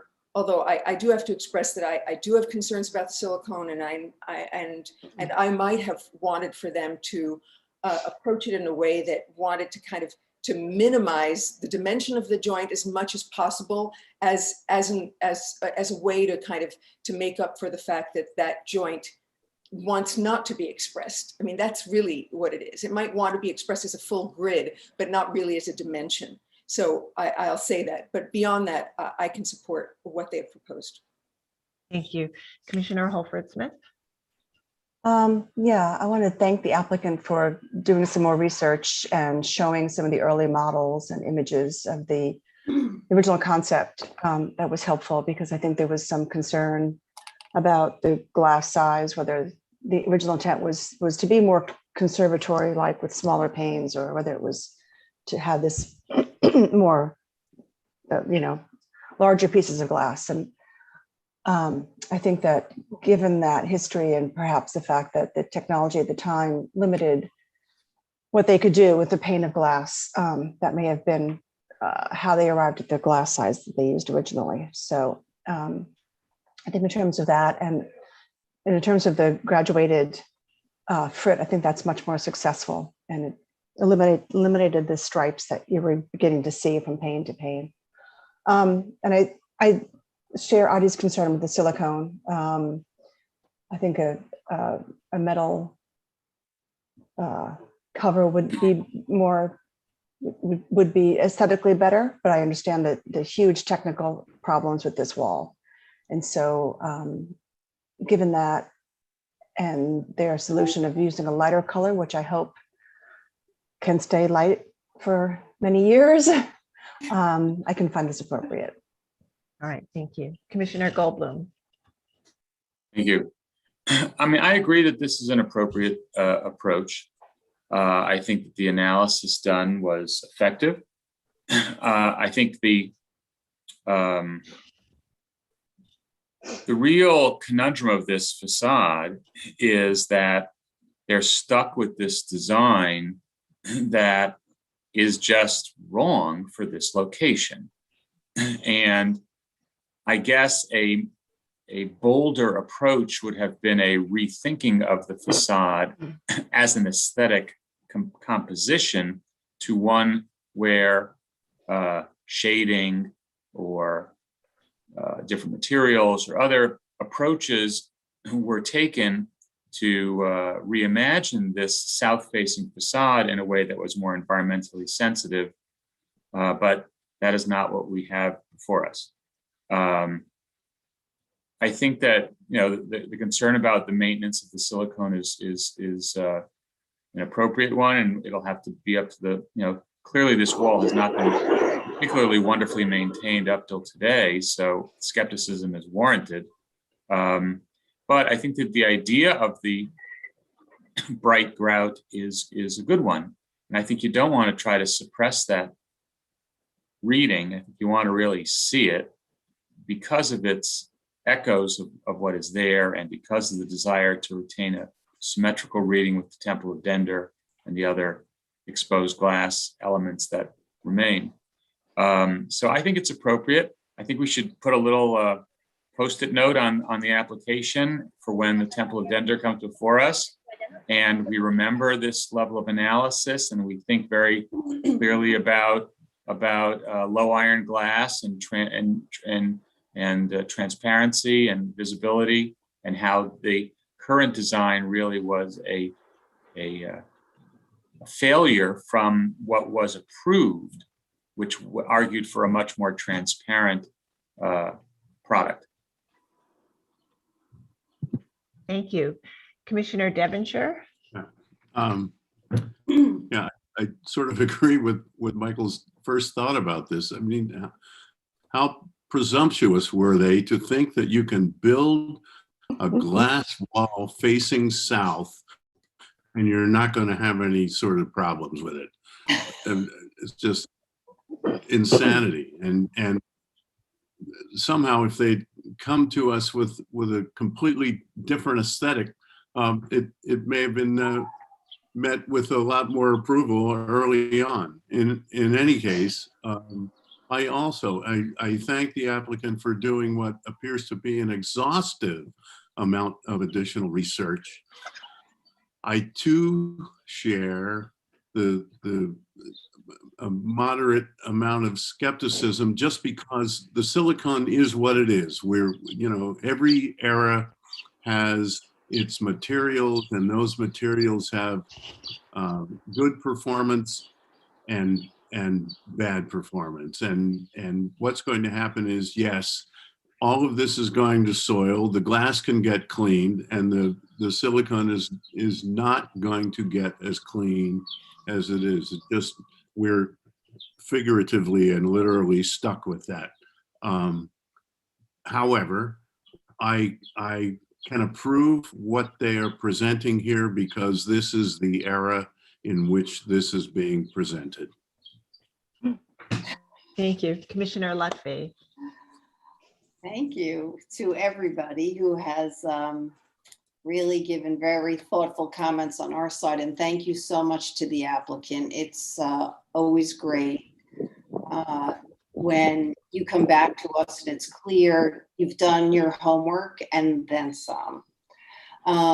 So I want to say that I think this is appropriate. I think everybody who's spoken before has really keyed in on all of the reasons why, the gradation in the glass, the need to use the silicone, but the challenges that are associated with it, although we'll solve the condensation problem, which is a real issue. The idea, the panel sizes, the rationale behind the panel sizes being the size that they are now proposed at. So I think this is very acceptable, and I can approve it. Thank you. Commissioner Jefferson? Yes, I think this was just an amazing technical presentation. I mean, humidity and all the technical issues that enter into an art gallery was well presented. I think all the elements, plain, material, and grid patterns are in keeping with the originals, and I agree with that. So I'm kind of prove that. Silicone joints in lieu of mullion caps are acceptable, technically. The curtain wall, the fit is acceptable. So I can approve this. Okay, thank you. Commissioner Gustafson? It's appropriate as is. Okay, thank you. And Commissioner Chapin, I know you just arrived, but I don't think you saw the presentation, so. I actually did see most of it, Sarah, so I do feel comfortable with it. Okay, great, thank you. And thank you for your dedication, continuing to participate before and after your appointment. Yeah, well, thank you. Thank you. Okay, Commissioner Shamir Barron, although I know you have some skepticism about or concerns about the silicon, are you comfortable reading the motion? I am. Okay, great, thank you. In the matter of LPC 2104144, 1000 Fifth Avenue, Metropolitan Museum of Art, individual and interior landmark, a Beaux-Arts and Roman-style museum built in 1864 to 1965 and designed by Vaux and Mold, R.M. Hunt, and McKimmead and White, with later additions built between 1975 and 1990 and designed by Roche Dinkeloo, and the applications to replace a curtain wall facade. I note that the Rockefeller wing was designed by Roche Dinkeloo and constructed pursuant to a 1973 commission level advisory approval, and I recommend approval, finding that the replacement of the existing curtain wall is warranted due to its deteriorated condition and poor performance, that the proposed curtain wall will maintain the plain materials and presence of a grid pattern in keeping with the existing curtain wall and will be consistent with the intent of the original design, that the difference in the width and height of the individual glass panels and the change from exterior mullion caps to silicone joints will be modest adjustments, which will not dramatically change the overall character of the curtain wall and will improve the performance of the curtain wall, that the proposed graduated tinting of the glazing will be less noticeable than abrupt changes from row to row, will be in keeping with coatings found in the existing ABC wing skylights, and will aid in the preservation of the museum's collections. That the fritted bird-safe glazing will be minimally perceptible when seen at a distance and is required by the building code. That the color of the proposed exterior silicone joints will closely match the color of the existing metal mullions and will differentiate itself visually from the glass to avoid a monolithic appearance. That the work will not diminish the special architectural and historic character of the individual landmark and can serve as a model for future curtain wall replacements at other portions of the buildings. Right, and Commissioner Lutfi, would you second that motion? Second. All right, Mark, will you call the vote? Chair Carroll, Aye. Commissioner Shamir Barron, Aye. Commissioner Chapin, Aye. Commissioner Devonshire, Aye. Commissioner Goldblum, Aye. Commissioner Gustafson, Aye. Commissioner Jefferson, Aye. Commissioner Lutfi, Aye. Commissioner Holford Smith. Aye. With 9 in favor and none opposed, the motion passes. Okay, so that's approved. Thank you again for a very thorough and technical presentation that I think really helped the discussion. So just one housekeeping note before we conclude for the day. The public meeting when we will vote on the Kimlau War Memorial will be June 22nd, not June 15th. So we'll look for that, and we'll also notify everyone who spoke this morning. And commissioners, thank you as always for your hard work and your dedication. I know many of you were in and out of appointments today, and I really appreciate your your commitment to our work here. So thank you and have a great day, everyone. Thank you. Thanks. Thank you very much. Bye. Bye. Thank you. Bye-bye.